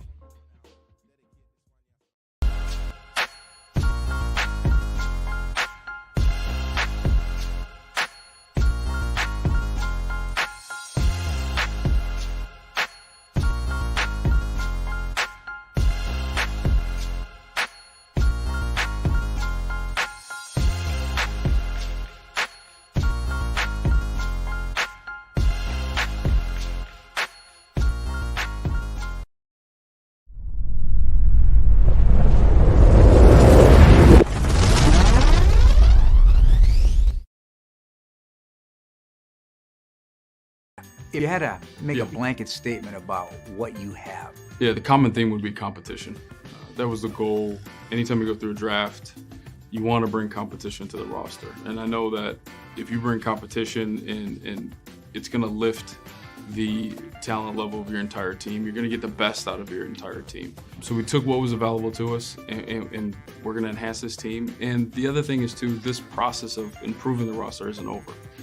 There's many different avenues that we're going to continue to go after to improve both offense and defense and special teams. Feeling good? I feel great. Woo! Welcome back to Shawn and Maya in the morning. Man, I was all up in your face. I got fired up was watching GM polls, man. Bears GM Ryan Poles. I'm excited. You know what? I'm excited. That clip courtesy of probably is ChicagoBears.com. You know, we talked about this earlier. Some people, feel that they didn't do enough for Justin Fields. I think they could have done better. It doesn't mean that they didn't do that they didn't position themselves to have a decent season. It doesn't mean that. Okay. And again, in watching the concepts that the Green Bay, I can't believe I said that, but that offense up north, and if those are the concepts that we're going to run here, okay, I'm a lot more excited. I still want a number one receiver, okay, but here's the issue. What if we have a bunch of good number two receivers? Can we still be competitive? Put a competitive team on the field? I say yes. I say Justin Fields is going to be the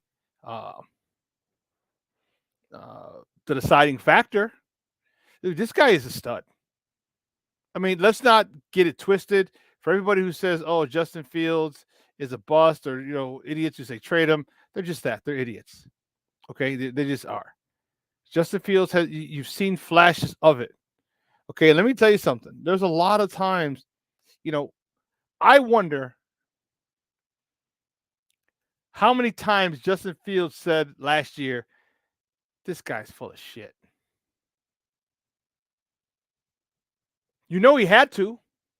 He had to have said that.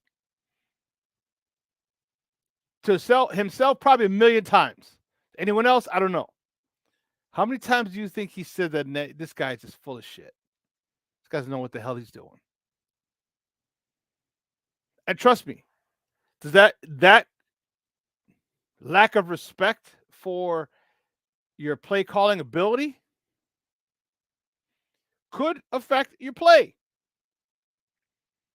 If you're doing something for a coach that you don't believe in, let me tell you, that effort's not going to be as great as it should. Let me ask you a question, because I tell you what, I've been very fortunate. I've had one bad coach that I can recall. He was just he was a blowhard.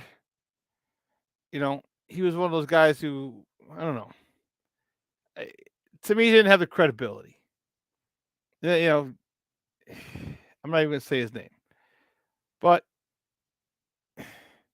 I still played well because that was my job and I had to do it. But I can understand. I don't know if I gave my all. I don't know if I did. Because I remember playing for other coaches. The majority of my coaches, basically all of them except one, and just playing my game and just going 100 miles an hour to the tilt every play. So how much of that did Justin Fields deal with last year? Like, this guy's an idiot. I don't know. Believe you me, human nature.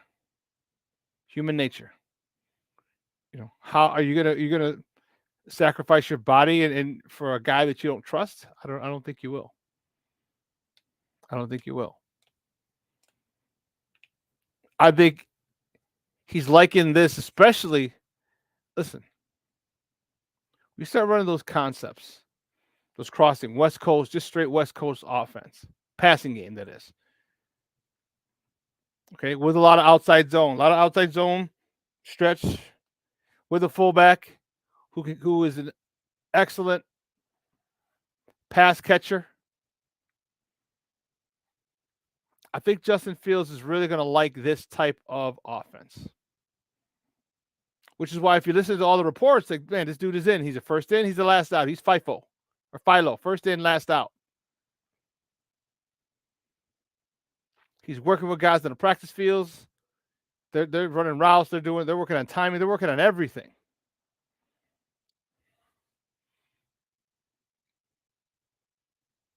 I think he's going to be a huge surprise this year. Maybe I shouldn't say surprise. I think he's going to have a big year. If you get him a number one receiver, he might have a great year. I think he can have a very good year with the receivers you got now. With the philosophy of running the ball like they did in Indianapolis. This kid is just too damn talented. Too damn talented. He's done it on the biggest stage possible. In high school and a college level. He said it. He's built for this. He's built for this. Don't be surprised. And I don't know about this season, but don't be surprised if next season we have a 4,000-yard passer. Don't be surprised. It'll be the first time in Chicago Bears franchise history that we have a 4,000-yard passer. Eric Kramer holds the record. But that'll mean we're running the ball a lot. That'll be we're getting big chunk plays. That'll mean we're getting tons of yak. Yards after carry. What do you want from this? What do you think the Bears still need? Do you think the Bears still need an offensive line? Do you think the Bears need a number one receiver? Do you think the Bears need a defensive tackle? Do you think the Bears need another running back? What do you think the Bears need right now?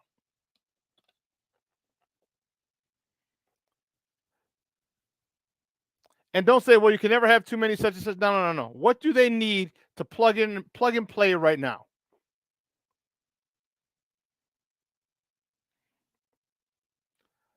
I think they're good. I think with the sheer volume of people that they brought in via free agency, via the draft, via undrafted free agents, I think the sheer volume the Bears will be able to get a right guard. You know my feelings on Borum and Jenkins. I think those two will be fine at left and right tackle, respectively. I don't know whether they're going to play Borum and Jenkins left tackle because he did a lot of that last year. They did play Jenkins at left as well. Where they decide to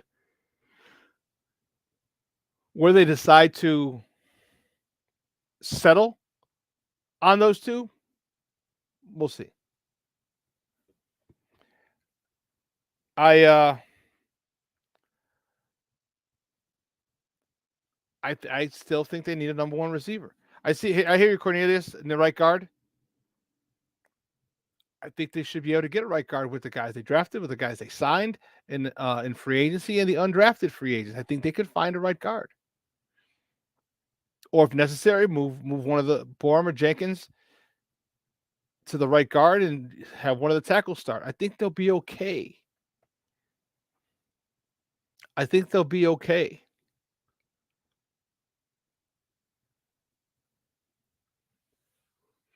My thought is I'm okay with the safeties. I'm looking at the defense. I'm okay with the starting linebackers. I'm okay with the starting corners. Pass rushers. Defensive tackles, maybe. But I think we're good. This is a team. This is a team that you got to throw in the oven and let it cook for 35 minutes. This is the team. Because you can put all the stuff you want together, but they have to gel. They have to gain and build chemistry. I'm telling you, they are going to run the hell out of the ball. The hell out of the ball.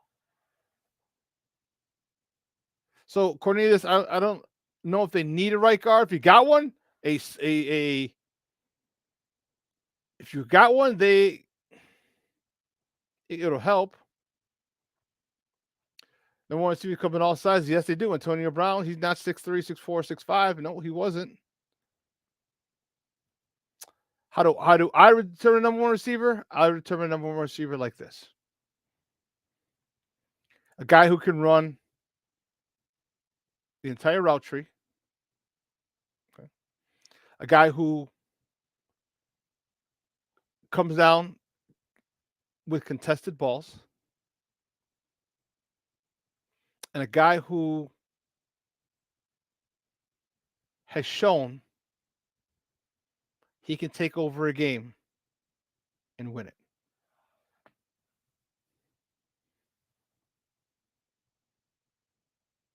I don't think Darnell Mooney has shown that he could take over a game and win it. Velus Jones hasn't shown he can take over a game and win it. I want a receiver when the quarterback goes back and he needs him, that's who he goes to. This is my number one guy. This is it. Speed doesn't matter. Helps. Doesn't matter. Route running matters. Route running matters big time. Unless you're Randy Moss, then throw it deep. Unless you're Randy Moss.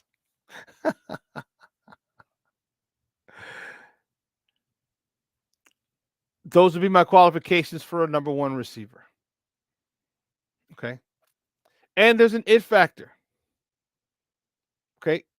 You can't see, there are certain things that you can't quantify. Things don't come in a box.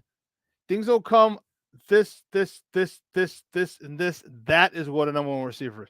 Or this. That is what a franchise quarterback looks like. Or this. That is what a left tackle, a cornerstone left tackle looks like. They don't. There's not a checklist. There's one that if you use one, there's a lot of boxes that they fill, but they might not fill all of them. There's an eye test that goes on.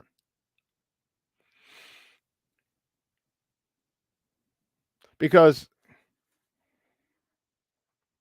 if you have a guy who makes plays, you have a guy who quarterback hits when he's in trouble, turns it up, can take over a game. He doesn't have to be. Let me tell you, you could run a 4.5, maybe even a 4.6. Allen Robinson was our number one receiver. He wasn't a burner. He came down with jump balls, though. 50-50 balls. He came down with those a lot. He was the number one target to Mitch. Then I don't know what happened last year, what that was all about. I really don't. Good route running is paramount, especially if you don't have speed, because you need to create separation. And good route running is paramount, especially if you have speed, because good route running will create separation. I hope I'd answer your question, Cornelius. Or was it just a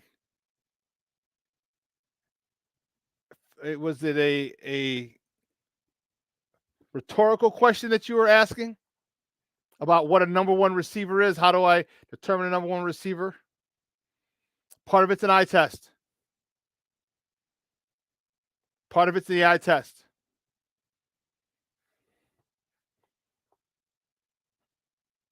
And I'll tell you what, I'll put my football IQ up against anybody.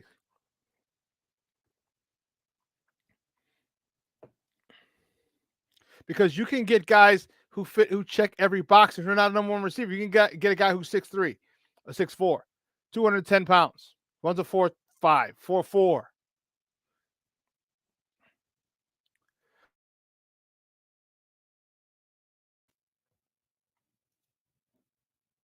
But they're not a number one receiver. Alshon Jeffrey, 6'4".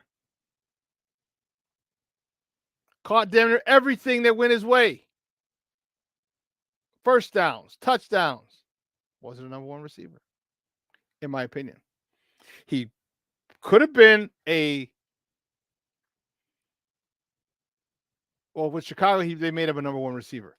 He could have been, I'd say, a bottom of the tier number one receiver.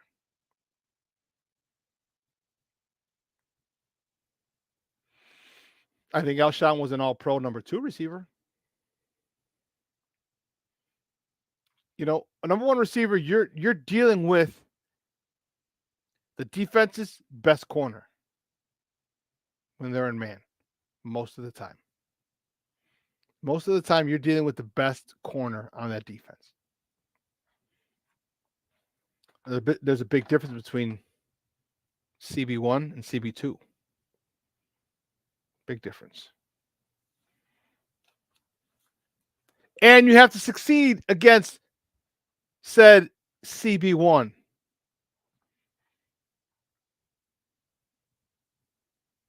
On a consistent basis. So, yeah, if I have to get you boxes to check, I guess that's it. Those are them. Route running first would be for me, that's the most important thing. That's the most important thing, route running. Okay. Secondly,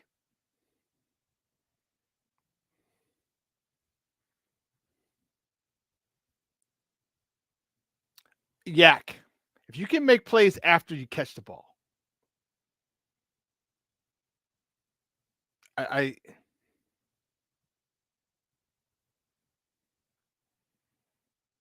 Yeah.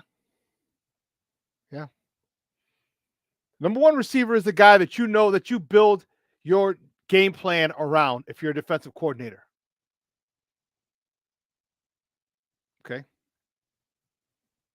Where, as a defensive coordinator, when you say, man, they got this guy, and this guy, but we got to stop this guy. I know they got this receiver. I know they got that receiver. I know they got that receiver. But we need to stop this guy first. That's your number one receiver. Julio Jones was a number one receiver for a long time. Okay, we see Jamar Chase coming into the league last year, stepping into, I'm a number one receiver immediately. You have a lot of good teams with number one receivers. That's what I want for this Bears team. Because I'm telling you, I'm in my mind, I am seeing those crossing routes. Remember I taught you about those mesh routes, those mesh concepts, crossing underneath. Bayless Jones going up the sideline, opposite sideline. It's in single high. And then I have the backside receiver running a post or a go route, one or the other. So now you occupy the safety. What are you going to do if you're the safety? This is where I want that number one receiver. 6'3", 6'4". That if that safety goes over with Bayless Jones and he'd be able to cover him or stop him, that I'm going back to my number one. And I'm going to put the ball up and let him go get it. Thank you, Cornelius. I appreciate it. Hey, you guys got questions? Ask. So we're here, baby. We're here to talk sports. And if there's a question that you're not sure of, if I have the answer, I'll tell you. If I don't, I'll get it.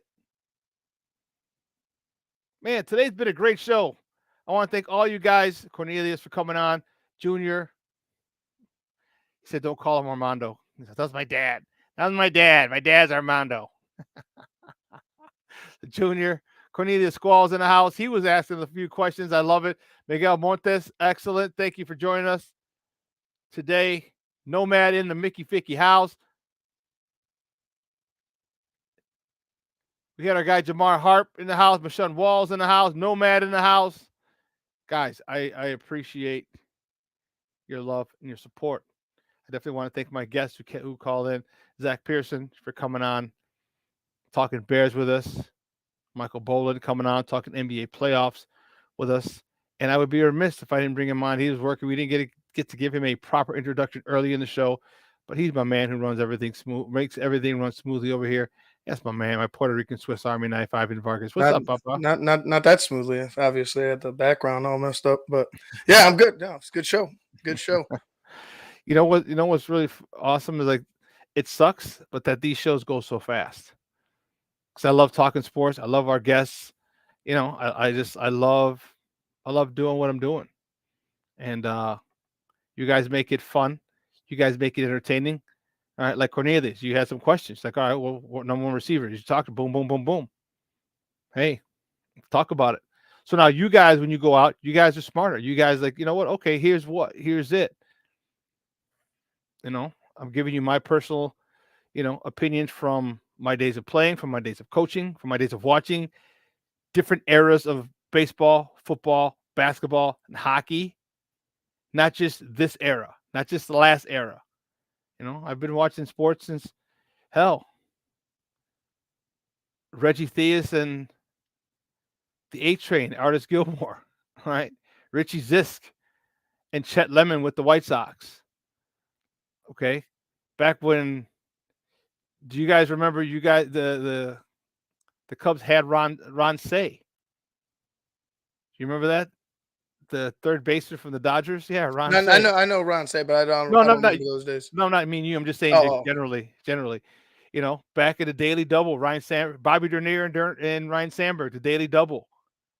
This, the game has changed. And then obviously Sweetness, Mike Phipps, the quarterback, Vince Evans from USC.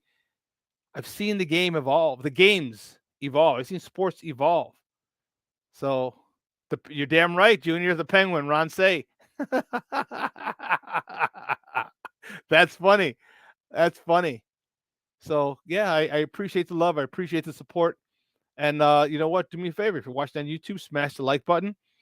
Okay. Tell your friends, tell your family about it. Share it on Facebook. Okay. And I'm telling you, we have some really cool stuff coming, guys. Really cool stuff. It just takes time, and man, we're fired up about it. So I definitely want to thank all those guys. Want to thank Elliot Baez, our executive producer, Clarence Council, my social media guy. All right. My co-host in absentia, Maya Kai. And then, of course, man, like I said, Ivan Vargas makes everything run smoothly. All right. So for Elliot, for Clarence, for Maya, for my guy, Ivan Vargas. We're doing this again. All right, later, guys. We'll see you. Peace. No, Jamar today? Jamar Harp. Sports 101 with Jamar Harp.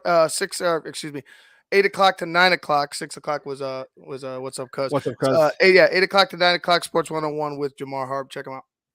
And he'll have some. Jamar Harp will actually have some Sports Zone Chicago stickers sent his way very soon. He did get that correct. It was it's called Joker's Wild. Joker's Wild was the name of the TV show. That was pretty dope. So what we're gonna take a 45-hour break, and on the other side of the break, we're gonna wrap this up. And we should have the two-back set should be back this weekend, this Friday, baby. Looking forward to talking to our guy Phil Atoshin, and then I'll let you know about the other guests later. I'm trying to decide if we need a Cub guy, if we wanted a Blackhawks guy to talk about the possibility of Barry Trotz coming here. A lot of good options for Friday. So you make sure you want to tune in. We might just have a full show. Remember, Ivan, we've had shows. We've had 9:30, 10, 10:30, 11, and 11:30. We might do one of those shows. Who knows? For a goof. Why not? Weather's going to be nice. Weather's going to be beautiful. Maybe we'll do it that way. But it's going to be awesome. It's going to be a great show. And we'll see you on Friday. So do us a favor. Follow Sports Zone Chicago on all social media platforms, Facebook, Instagram, and YouTube. We are at Sports Zone Chicago. On Twitter, we are at Sports Zone Shy. All right, guys. For everybody that I mentioned and myself, I'm your boy, the Superback, Shawn Sierra. We'll see you on Friday. Peace.